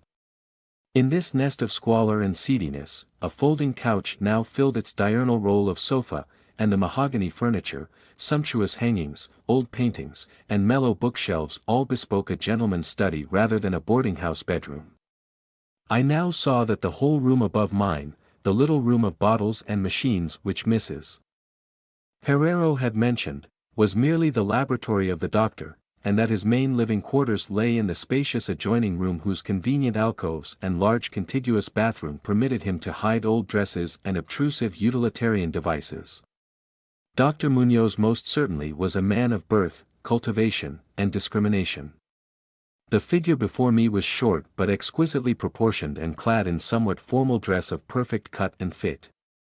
A hybrid face of masterful, though not arrogant, expression was adorned by a short iron-gray full beard, and an old-fashioned pince-nez shielded the full dark eyes and surmounted an aquiline nose, which gave a Moorish touch to a physiognomy otherwise dominantly Celtic-Barian. Thick, well-trimmed hair that argued the punctual calls of a barber was parted gracefully above a high forehead, and the whole picture was one of strong intelligence and superior blood and breeding. Nevertheless, as I saw Dr. Munoz in that blast of cool air, I felt a repugnance which nothing in his aspect could justify, only his lividly inclined complexion and coldness of touch could have afforded a physical basis for this feeling, and even these things should have been excusable considering the man's known invalidism. It might have been the singular cold that alienated me, for such chilliness was abnormal on so hot a day, and the abnormal always excites aversion, distrust, and fear. But repugnance was soon forgotten in admiration, for the strange physician's extreme skill at once became manifest. Despite the ice-coldness and shakiness of his bloodless-looking hands, he clearly understood my needs at a glance and ministered to them with a master's deftness, all the while reassuring me in a finely modulated, though oddly hollow and tomb-like voice. He was the bitterest of sworn enemies to death, and it had sunk his fortune and lost him all his friends in a lifetime of bizarre experiments devoted to its bafflement and extirpation. Something of the benevolent fanatic seemed to reside in him, and he rambled on almost garrulously as he sounded my chest and mixed a suitable draught of drugs fetched from the smaller laboratory room. Evidently, he found the society of a well-born man a rare novelty in this dingy environment and was moved to unaccustomed speech as memories of better days surged over him. His voice, if queer, was at least soothing, and I could not even perceive that he breathed as the fluent sentences rolled abundantly out. He sought to distract my mind from my own seizure by speaking of his theories and experiments, and I remember his tactfully consoling me about my weak heart by insisting that will and consciousness are stronger than organic life itself, so that if a bodily frame be but originally healthy and carefully preserved, it may, through a scientific enhancement of these qualities, retain a kind of nervous animation despite the most serious impairments, defects, or even absences in the battery.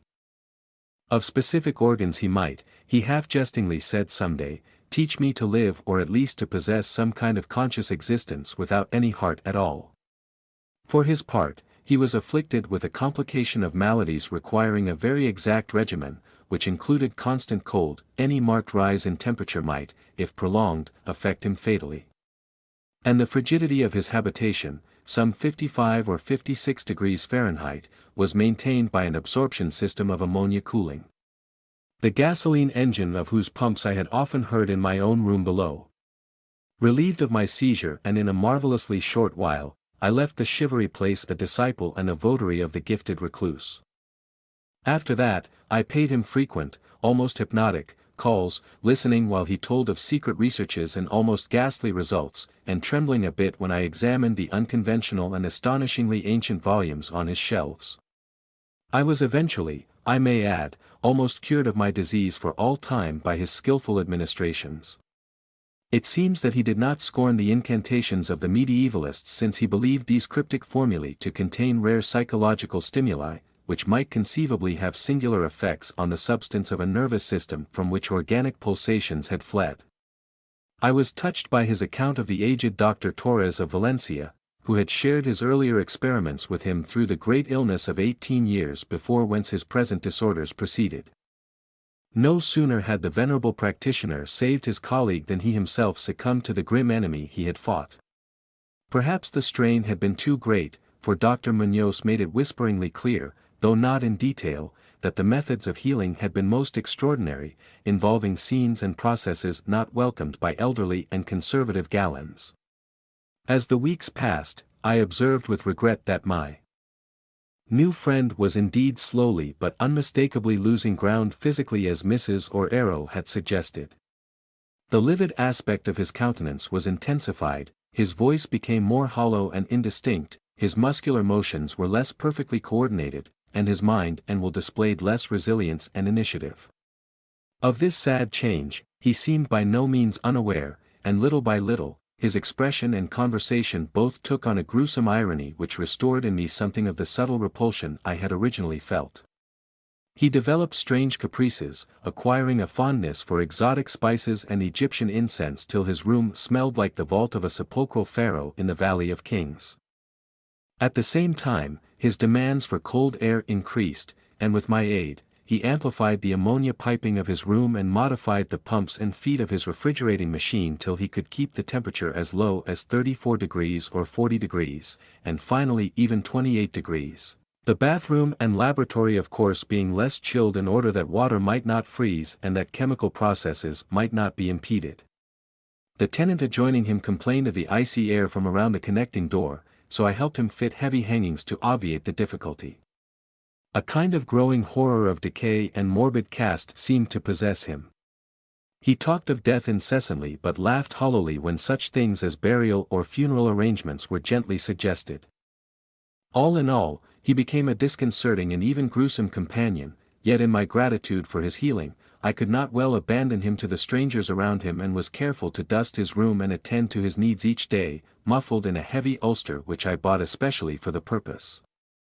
I likewise did much of his shopping and gasped in bafflement at some of the chemicals he ordered from druggists and laboratory supply houses, and increasing an unexplained atmosphere of panic seemed to rise around his apartment. The whole house, as I have said, had a musty odor. The smell in his room was worse, and in spite of all the spices and incense and the pungent chemicals of the now incessant baths which he insisted on taking unaided, I perceived that it must be connected with his ailment and shuddered when I reflected on what that ailment might be. Mrs. Herrero crossed herself when she looked at him and gave him up unreservedly to me, not even letting her son Esteban continue to run errands for him. When I suggested other physicians, the sufferer would fly into as much of a rage as he seemed to dare to entertain. He evidently feared the physical effect of violent emotion at his will, and his driving force waxed rather than waned. He refused to be confined to his bed. The lassitude of his earlier ill days gave place to a return of his fiery purpose, so that he seemed about to hold defiance at the death demon even as that ancient enemy seized him. The pretense of eating, always curiously like a formality with him, he virtually abandoned, and mental power alone appeared to keep him from total collapse. He acquired a habit of writing long documents of some sort, which he carefully sealed and filled with injunctions that I transmit them after his death to certain persons whom he named, for the most part lettered East Indians, but including a once celebrated French physician now generally thought dead and about whom the most inconceivable things had been whispered. As it happened, I burned all these papers undelivered and unopened. His aspect and voice became utterly frightful, and his presence almost unbearable. One September day, an unexpected glimpse of him induced an epileptic fit in a man who had come to repair his electric desk lamp, a fit for which he prescribed effectively whilst keeping himself well out of sight. That man, oddly enough, had been through the terrors of the Great War without having incurred any fright so thorough. Then, in the middle of October, the horror of horrors came with stupefying suddenness. One night, about 11 o'clock, the pump of the refrigerating machine broke down so that within 3 hours the process of ammonia cooling became impossible. Dr. Munoz summoned me by thumping on the floor, and I worked desperately to repair the injury. My host cursed in a tone whose lifeless rattling hollowness surpassed description. My amateur efforts, however, proved of no use, and when I had brought in a mechanic from a neighboring all-night garage, we learned that nothing could be done till morning, when a new piston would have to be obtained. The moribund hermit's rage and fear, swelling to grotesque proportions, seemed likely to shatter what remained of his failing physique, and once a spasm caused him to clap his hands to his eyes and rush into the bathroom. He groped his way out with his face tightly bandaged, and I never saw his eyes again. The frigidity of the apartment was now sensibly diminishing, and at about 5 a.m., the doctor retired to the bathroom, commanding me to keep him supplied with all the ice I could obtain at all-night drugstores and cafeterias. As I would return from my sometimes discouraging trips and lay my spoils before the closed bathroom door, I could hear a restless splashing within and a thick voice croaking out the order for more. At length, a warm day broke, and the shops opened one by one. I asked Esteban either to help with the ice fetching whilst I obtained the pump piston or to order the piston while I continued with the ice, but instructed by his mother, he absolutely refused. Finally, I hired a seedy-looking loafer whom I encountered on the corner of 8th Avenue to keep the patient supplied with ice from a little shop where I introduced him and applied myself diligently to the task of finding a pump piston and engaging workmen competent to install it. The task seemed interminable, and I raged almost as violently as the hermit when I saw the hours slipping by in a breathless, foodless round of vain telephoning and a hectic quest from place to place, hither and thither by subway and surface car. About noon, I encountered a suitable supply house far downtown, and at approximately 1:30 p.m., arrived at my boarding place with the necessary paraphernalia and 2 sturdy and intelligent mechanics. I had done all I could and hoped I was in time. Black terror, however, had preceded me. The house was in utter turmoil, and above the chatter of old voices, I heard a man praying in a deep bass. Fiendish things were in the air, and lodgers told over the beads of their rosaries as they caught the odor from beneath the doctor's closed door. The lounger I had hired, it seems, had fled screaming and mad, not long after his second delivery of ice, perhaps as a result of excessive curiosity.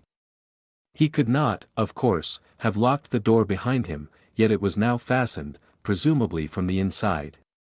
There was no sound within save the nameless sort of slow, thick dripping. Briefly consulting with Mrs. Herrera and the workmen, despite a fear that gnawed my inmost soul, I advised the breaking down of the door. But the landlady found a way to turn the key from the outside with some wire device. We had previously opened the doors of all the other rooms on that hall and flung all the windows to the very top. Now, noses protected by handkerchiefs, we tremblingly invaded the accursed south room, which blazed with the warm sun of early afternoon.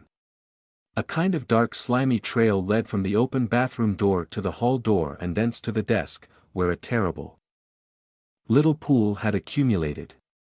Something was scrawled there in pencil in an awful, blind hand on a piece of paper hideously smeared, as though by the very close touch that traced the hurried last words. Then the trail led to the couch and ended unutterably. What was or had been on the couch I cannot and dare not say here. But this is what I, shivering with glee, puzzled out on the stickily smeared paper before I drew a match and burned it to a crisp.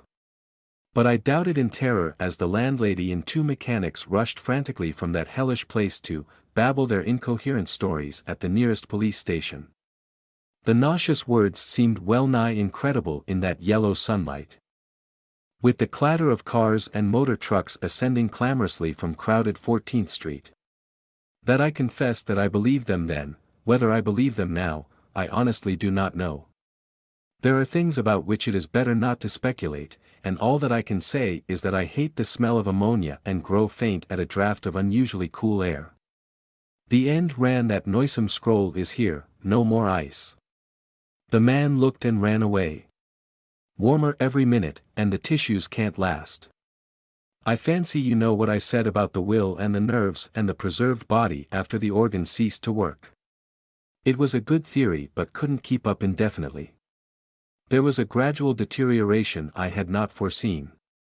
Dr. Torres knew, but the shock killed him. He couldn't stand what he had to do.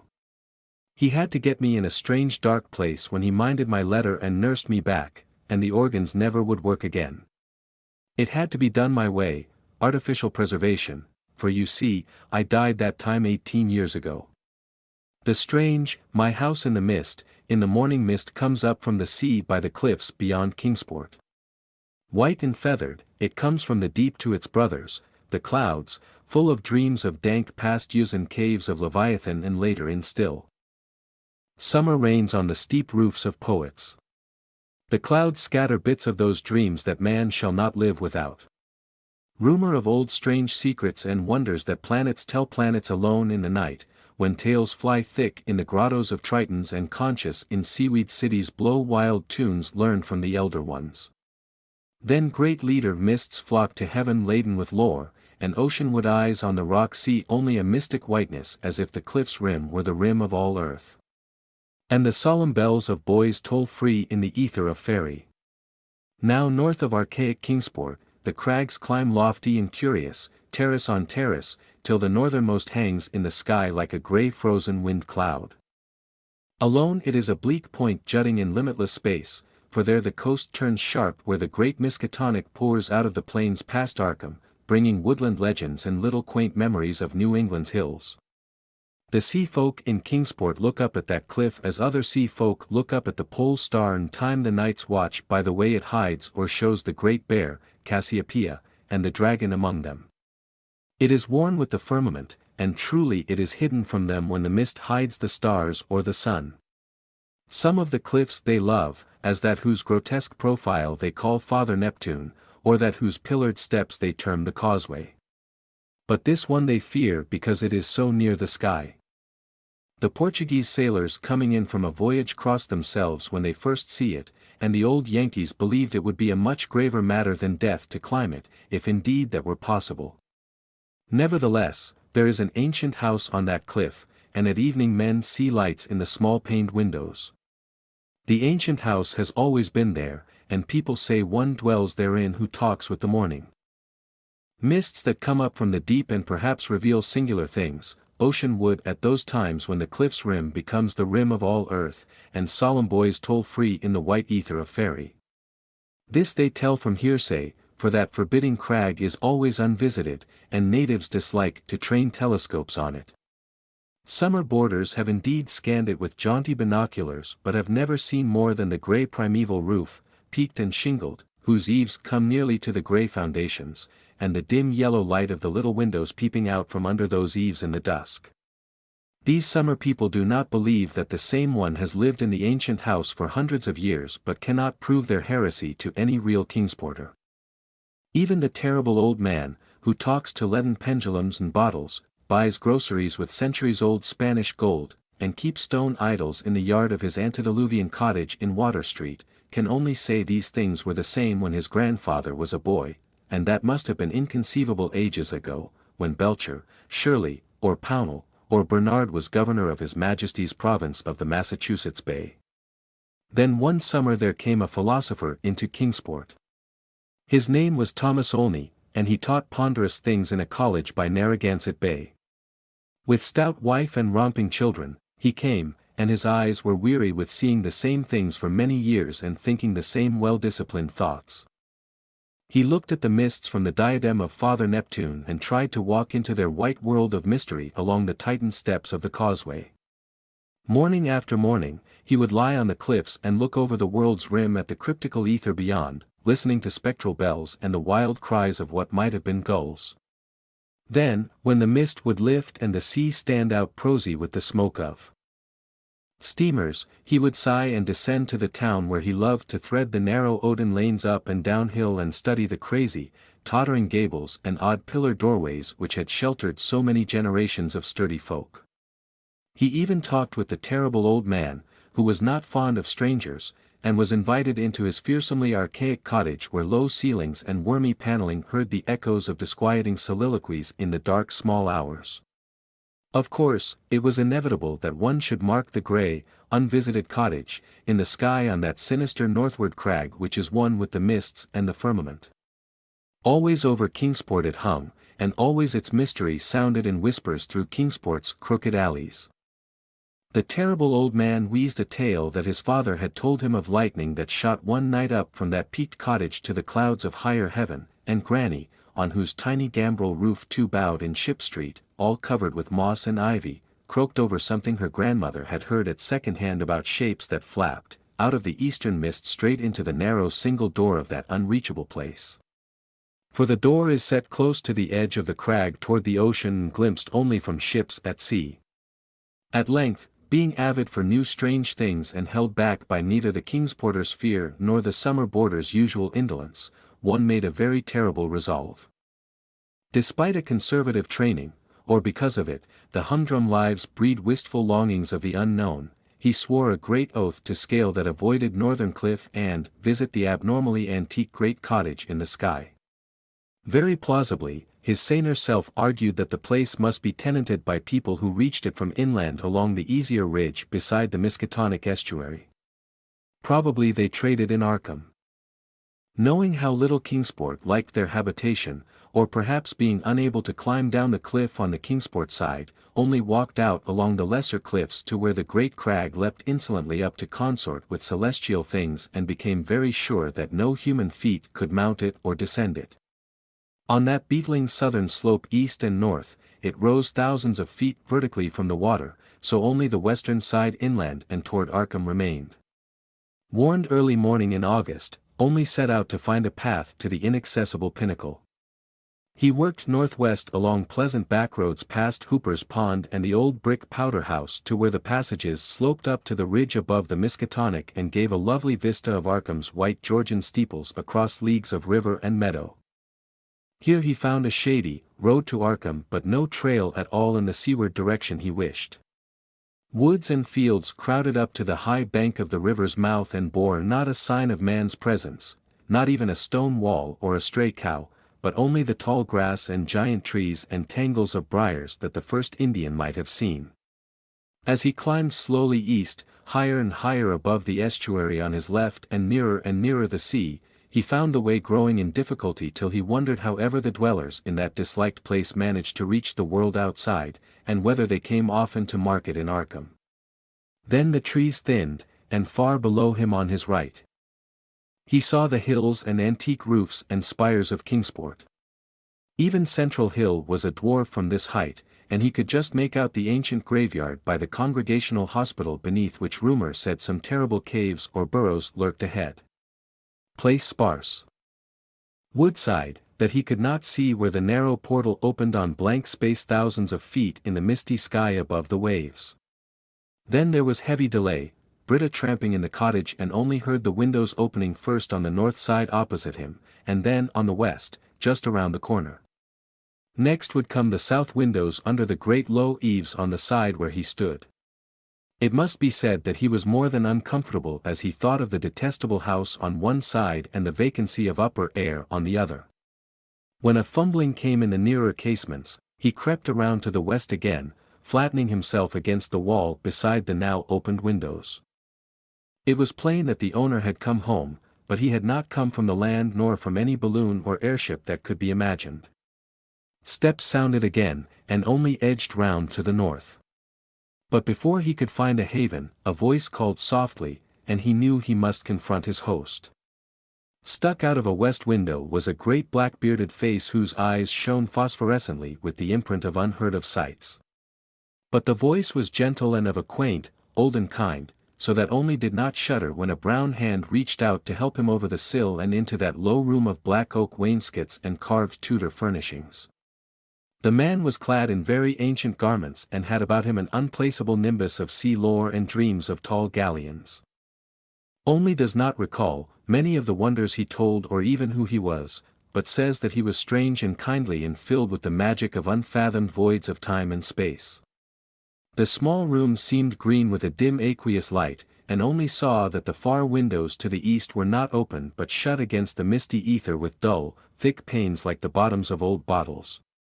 That bearded host seemed young, yet looked out of eyes steeped in the elder mysteries, and from the tales of marvelous ancient things he related, it must be guessed that the village folk were right in saying he had communed with the mists of the sea and the clouds of the sky ever since there was any village to watch his tacit dwelling from the plain below. And the day wore on, and still only listened to rumors of old times and far places, and heard how the kings of Atlantis fought with slippery blasphemies that wriggled out of rifts in the ocean's floor, and how the pillared, dank, weedy temple of Poseidonis is still glimpsed at midnight by lost ships who know by its sight that they are lost.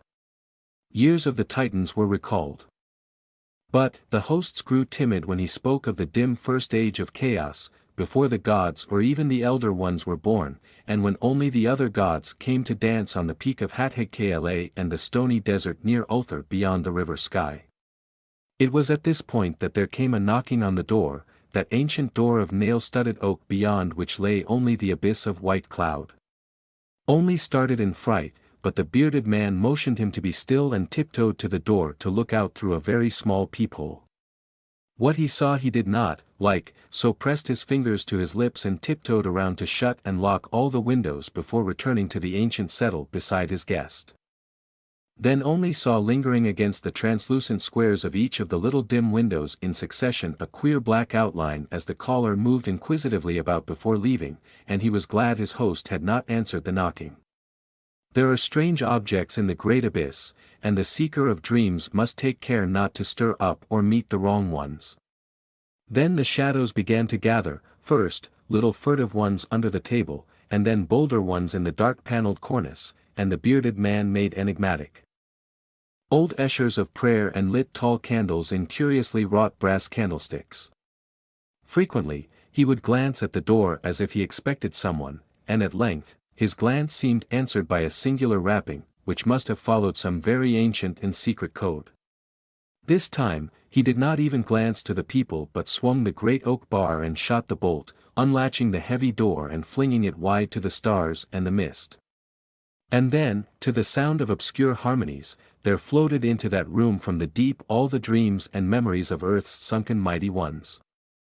Golden flames played about Huidi locks so that one was dazzled as he did them homage.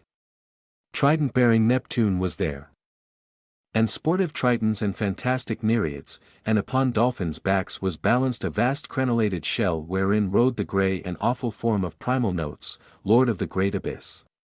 The conches of the tritons gave weird blasts, and the nereids made strange sounds by striking on the grotesque resonant shells of unknown lurkers in black sea caves. Then, Horine Odins reached forth a wizened hand and helped Huidi and his host into the vast shell. Whereat the conches and the gongs set up a wild and awesome clamor, and out into the limitless ether wheeled that fabulous train, the noise of whose shouting was lost in the echoes of thunder. All night in Kingsport, they watched that lofty cliff when the storm and the mists gave them glimpses of it. And toward the small hours, the little dim windows went dark. They whispered of dread and disaster, and Ol's children and stout wife prayed to the bland proper God of Baptists and hoped that the traveler would borrow an umbrella and robbers unless the rain stopped by morning. Then dawn swam, dripping and mist-wreathed, out of the sea, and the boys stood solemn in vortices of white ether. And at noon, Elfin horns rang over the ocean as only dry and light-footed climbers descended from the cliffs to antique Kingsport, with a look of far places in their eyes. He could not recall what he had dreamed in the sky-perched hut of that still nameless hermit, nor say how he had crept down that crag and traversed paths worn by other feet. Nor could he speak of these matters at all, save with the terrible old men, who afterward mumbled queer things in their long white beards, vowing that the man who came down from that crag was not wholly the man who went up, and that somewhere under that grey-peaked roof, amidst inconceivable reaches of that sinister white mist, there lingered still the lost spirit of him who was Thomas only.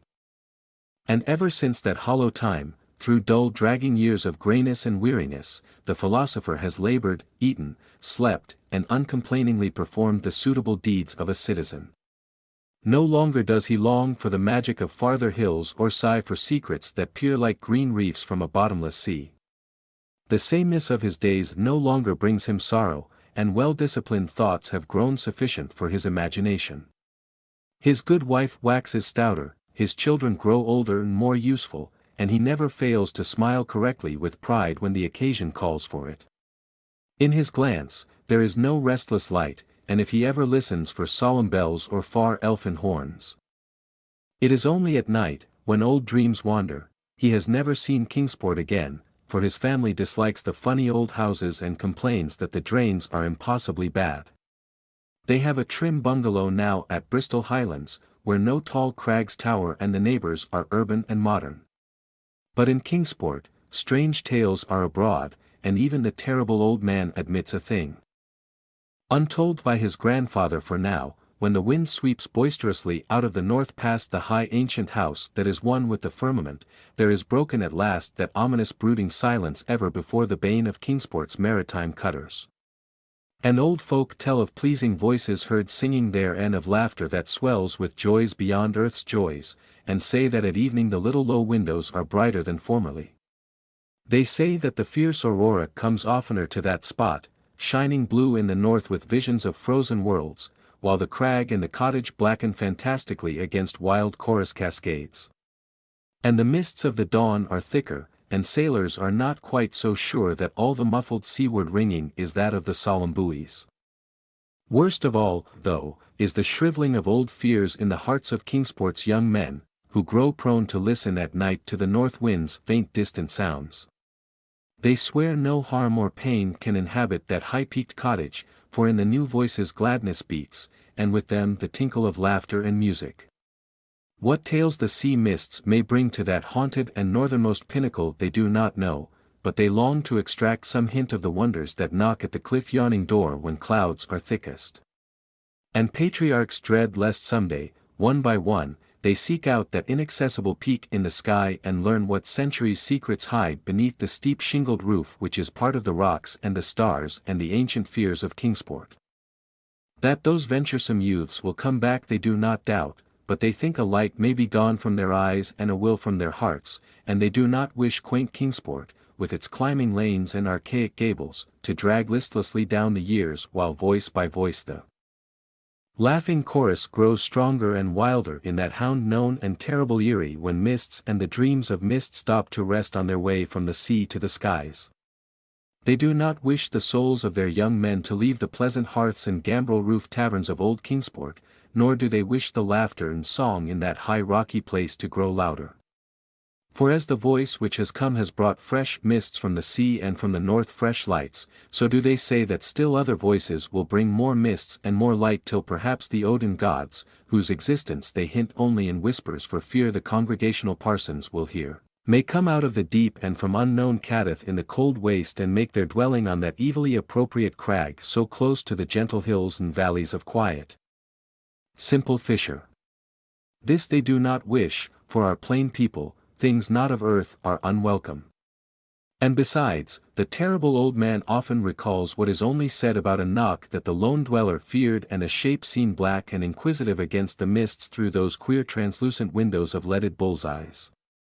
All these things, however, the elder ones only may decide, and meanwhile the morning mist still comes up by that lonely vertiginous peak with a steep ancient house that grey low eaves drowse by an honest seam. But where evening brings furtive lights while the north wind tells of strange revels, white and feathery it comes from the deep to its brothers the clouds. Full of dreams of dank pastures and caves of Leviathan. And when tales fly thick in the grottos of tritons and conches in seaweed cities blow wild tunes learned from the elder ones, then great eager vapors flock to heaven laden with lore, and Kingsport, nestling uneasy on its lesser cliffs below that awesome hanging sentinel of rock, sees ocean with only a mystic whiteness as if the cliff's rim were the rim of all earth and the solemn bells of the boys tolled free, and the ether a fairy. The Disinterment by H. P. Lovecraft and Dwayne W. Rimmel. I awoke abruptly from a horrible dream and stared wildly about. Then, seeing the high-arched ceiling and the narrow stained windows of my friend's room, a flood of uneasy revelation coursed over me, and I knew that all of Andrew's hopes had been realized. I lay supine in a large bed, the posts of which reared upward in dizzying perspective. Beyond, on vast shelves about the chamber, were the familiar books and antiques I was accustomed to seeing in that secluded corner of the crumbling and ancient mansion which had formed our joint home for many years. On a table by the wall stood a huge candelabrum of early workmanship and design, and the usual light window curtains had been replaced by hangings of somber black, which took on a faint ghostly luster in that dying light. I recalled forcibly the events preceding my confinement and seclusion in this veritable medieval fortress. They were not pleasant, and I shuddered anew when I remembered that couch that had held me before my tenancy of the present one, the couch that everyone supposed would be my last. Memory burned afresh regarding those hideous circumstances which had compelled me to choose between a true death and a hypothetical one, with a later reanimation by therapeutic methods known only to my comrade, Marshall Andrews.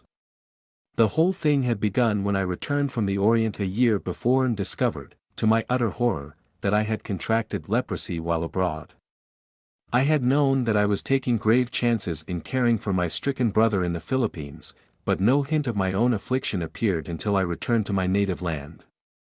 Andrews himself had made the discovery and kept it from me as long as possible, but our close acquaintance soon disclosed the awful truth. But once I was quartered in our ancient abode atop the crags overlooking crumbling Hampton, from whose musty holes and quaint arched doorways I was never permitted to go forth. It was a terrible existence, with the yellow shadow hanging constantly over me, yet my friend never faltered in his faith, taking care not to contract the dread scourge but meanwhile making life as pleasant and comfortable as possible.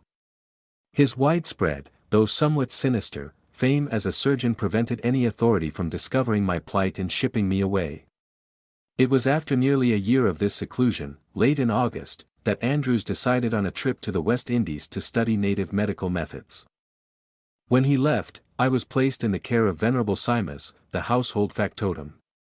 So far, no outward signs of the disease had developed, and I enjoyed a tolerable, though almost completely private, existence during my colleague's absence. It was during this time that I read many of the tomes Andrews had acquired in the course of his 20 years as a surgeon and learned why his reputation, though locally of the highest, was just a bit shady. For the volumes included any number of fanciful subjects hardly related to modern medical knowledge, treatises and authoritative articles on monstrous experiments in surgery, accounts of the bizarre effects of glandular transplantation and rejuvenation in animals and men alike, brochures on attempted brain transference, and a host of other fanatical speculations not countenanced by orthodox physicians.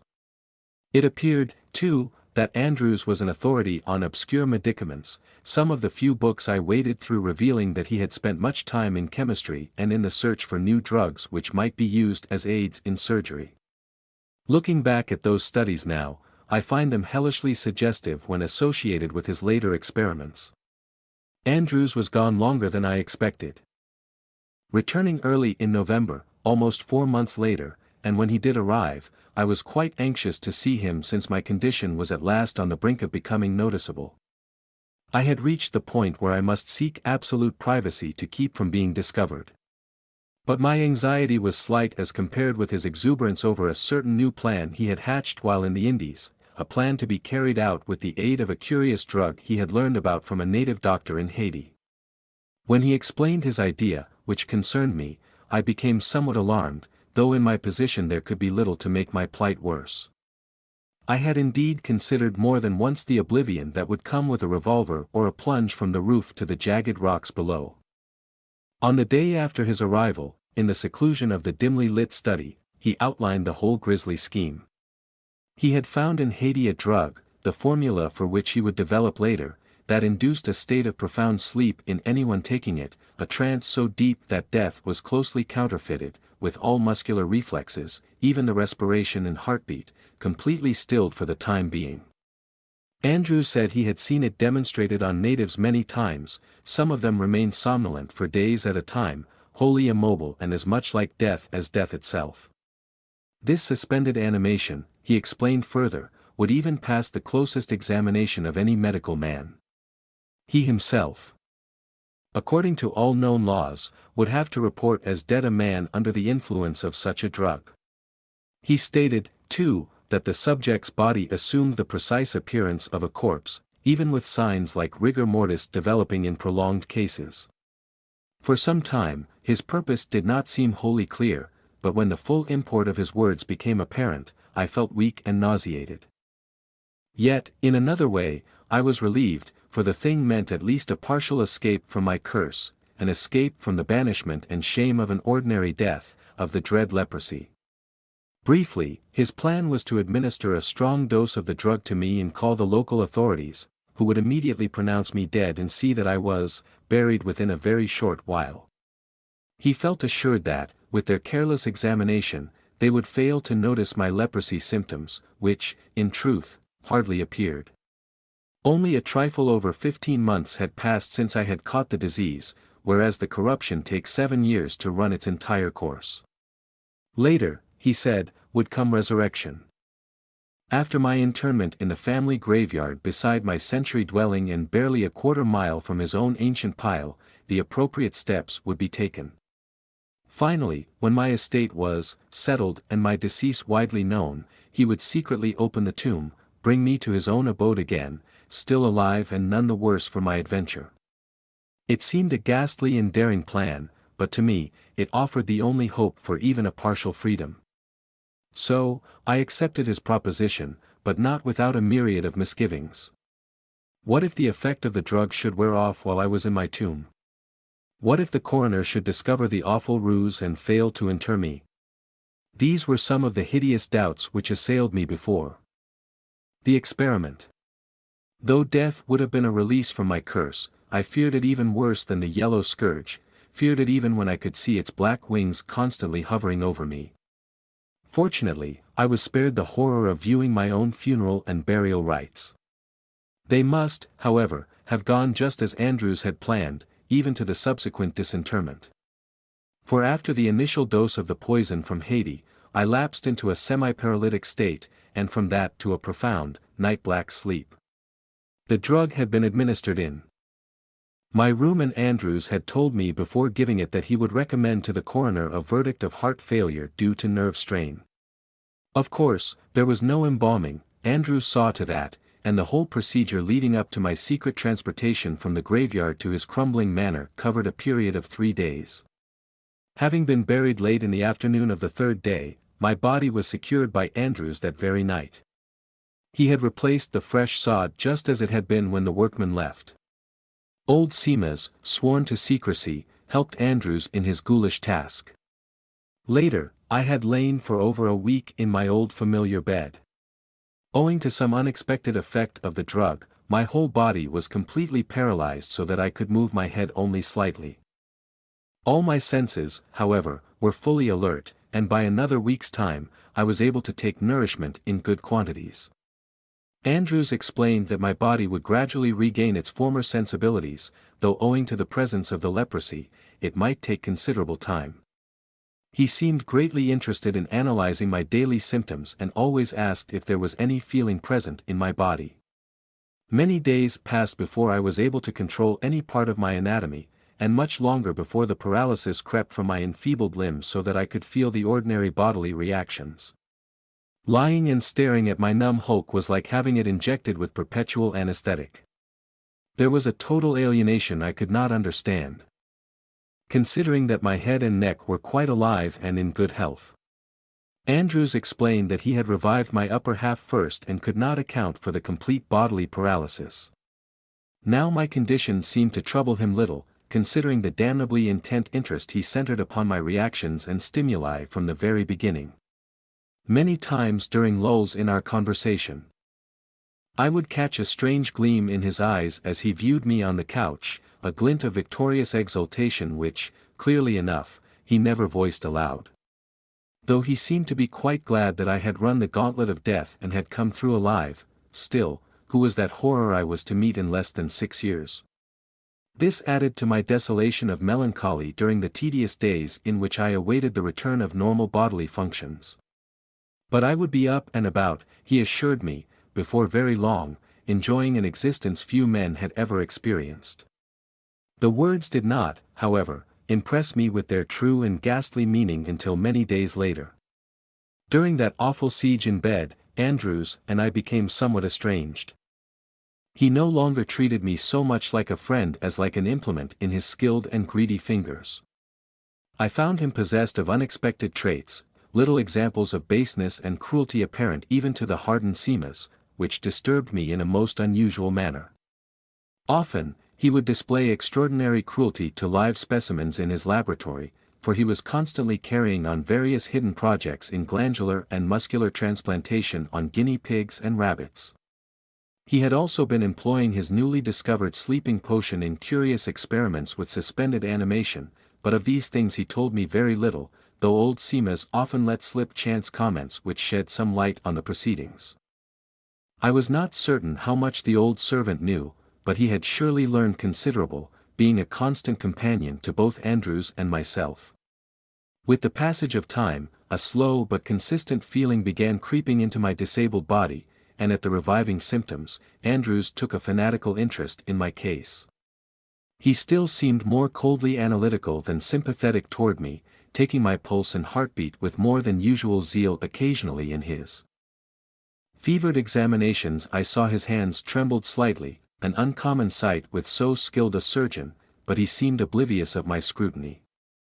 I was never allowed even a momentary glimpse of my full body, but with a feeble return of the sense of touch, I was aware of a bulk and heaviness which at first seemed awkward and unfamiliar. Gradually, I regained the use of my hands and arms, and with the passing of the paralysis came a new and terrible sensation of physical estrangement.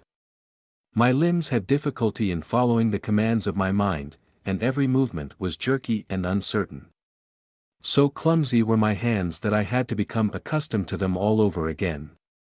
This must, I thought, be due to my disease and the advance of the contagion in my system. Being unaware of how the early symptoms affected the victim, my brother's being a more advanced case, I had no means of judging, and since Andrews shunned the subject, I deemed it better to remain silent. One day, I asked Andrews, I no longer considered him a friend, if I might try rising and sitting up in bed. At first, he objected strenuously, but later, after cautioning me to keep the blankets well up around my chin so that I would not be chilled, he permitted it. This seemed strange in view of the comfortable temperature.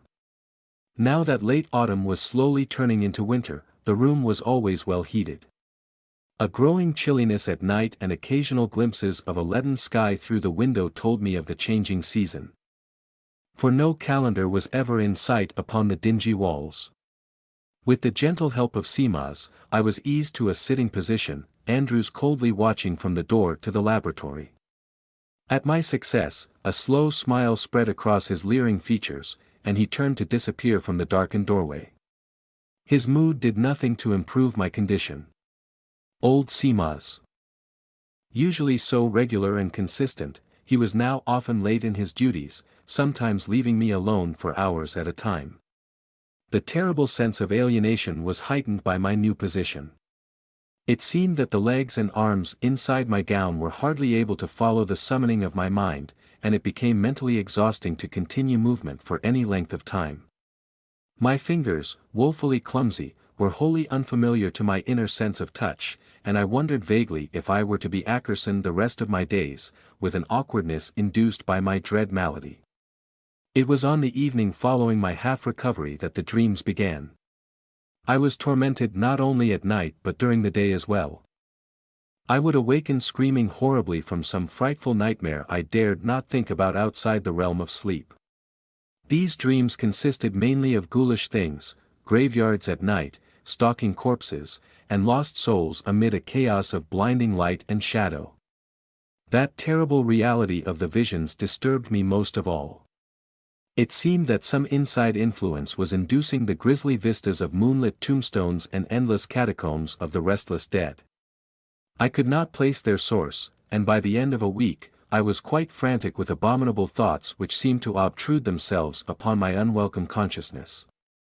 By that time, a slow plan was forming whereby I might escape the living hell into which I had been propelled. Andrews cared less and less about me, seeming intent only on my progress, growth, and recovery of normal muscular reactions. I was becoming every day more convinced of the nefarious doings going on in that laboratory across the threshold. The animal cries were shocking and rasped hideously on my overwrought nerves, and I was gradually beginning to think that Andrews had not saved me from deportation solely for my own benefit, but for some accursed reason of his own. Mrs. Attention was becoming slighter and slighter, and I was convinced that the aged servitor had a hand in the devilry somewhere. Andrews no longer eyed me as a friend but as an object of experimentation, nor did I like the way he fingered his scalpel when he stood in the narrow doorway and stared at me with crafty alertness. I had never before seen such a transformation come over any man.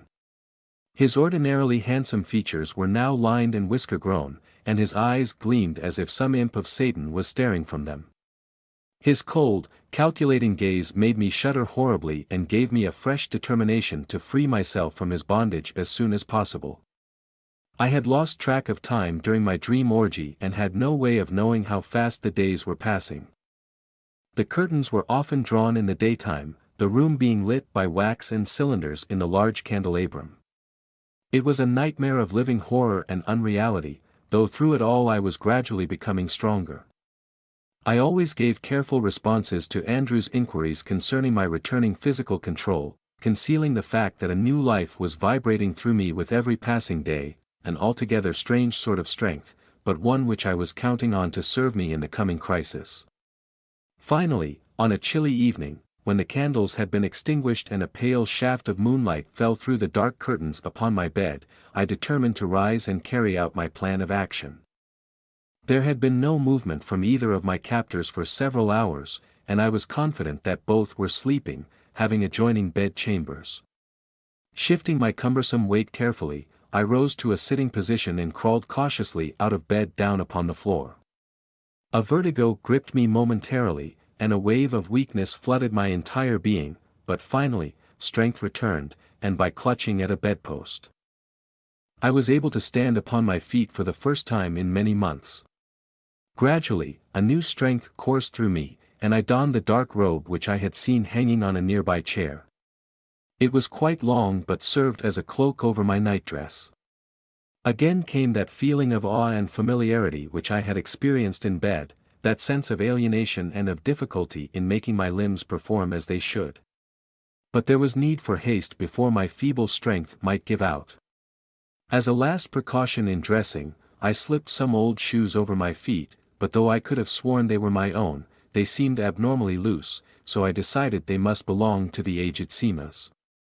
Seeing no other heavy objects in the room, I seized from the table the huge candelabrum upon which the moon shone with a pallid glow and proceeded very quietly toward the laboratory door.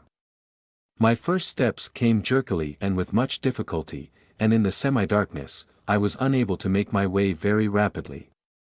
When I reached the threshold, a glance within revealed my former friend seated in a large overstuffed chair, while beside him was a smoking stand upon which were assorted bottles and a glass. He reclined halfway in the moonlight from the large window, and his greasy features were creased in a drunken smirk. An opened book lay in his lap, one of the hideous tomes from his private library. For a long moment, I gloated over the prospect before me. And then, stepping forward suddenly, I brought the heavy weapon down upon his unprotected head. The dull crunch was followed by a spurt of blood, and the fiend crumpled to the floor, his head laid half open. I felt no contrition taking the man's life in such a manner. In the hideous, half-visible specimens of his surgical wizardry scattered about the room in various stages of completion and preservation, I felt there was enough evidence to blast his soul without my aid. Andrews had gone too far, and his practices to continue living as one of his monstrous specimens, of that I was now hideously certain. It was my duty to exterminate him, though I realized it would be no easy matter. Indeed, only unusual good fortune had caused me to find Andrews unconscious when I finally reeled out to the servant's bedchamber door, faint from exhaustion. I knew it would take all my remaining strength to complete the ordeal. The old man's room was in utmost darkness, being on the north side of the structure, but he must have seen me, silhouetted in the doorway as I came in. He screamed hoarsely, and I aimed the candelabrum at him from the threshold. It struck something soft, making a sloughing sound in the darkness. But the screaming continued. From that time on, events became hazy and jumbled together. But I remember grappling with a man and choking the life from him little by little. He gibbered a host of awful things before I could lay hands on him, cried, and begged for mercy from my clutching fingers. I hardly realized my own strength in that mad moment, which left Andrew's associate in a condition like his own. Retreating from the darkened chamber, I stumbled for the stairway door, sagged through it and somehow reached the landing below. No lamps were burning, and my only light was a filtering of moonbeams coming from the narrow windows in the hall. But I made my jerky way over the cold, damp slabs of stone, reeling from the terrible weakness of my exertion, and reached the front door after ages of fumbling and crawling about in the darkness. Vague memories and haunting shadows came to taunt me in that ancient hall, shadows once friendly and understandable, but now grown alien and unrecognizable, so that I stumbled down the worn steps in a frenzy of something more than fear. For a moment, I stood in the shadow of the giant stone manor, viewing the moonlit trail down which I must go to reach the home of my forefathers, only a quarter of a mile distant, but the way seemed long, and for a while, I despaired of ever traversing the whole of it. At last, I grasped a piece of dead wood as a cane and set out down the winding road ahead. Seemingly, only a few rods away in the moonlight stood the venerable mansion where my ancestors had lived and died. Its turrets rose spectrally in the shimmering radiance, and the black shadow cast on the beating hillside appeared to shift and waver as if belonging to a castle of unreal substance. There stood the monument of half a century, a haven for all my family, old and young, which I had deserted many years ago to live with the fanatical Andrews. It stood empty on that fateful night, and I hope that it may always remain so. In some manner, I reached the aged place, though I do not remember the last half of the journey at all. It was enough to be near the family cemetery, among whose moss-covered and crumbling stones I would seek the oblivion I desired. As I approached the moonlit spot, the old familiarity, so absent during my abnormal existence, returned to plague me in a wholly unexpected way. I drew close to my own tombstone, and the feeling of homecoming grew stronger. With it came a fresh flood of that awful sense of alienation and disembodiment which I knew so well. I was satisfied that the end was drawing near, nor did I stop to analyze emotions till a little later, when the full horror of my position burst upon me. Intuitively, I knew my own tombstone, for the grass had scarcely begun to grow between the pieces of sod. With feverish haste, I began clawing at the mound and scraping the wet earth from the hole left by the removal of the grass and roots.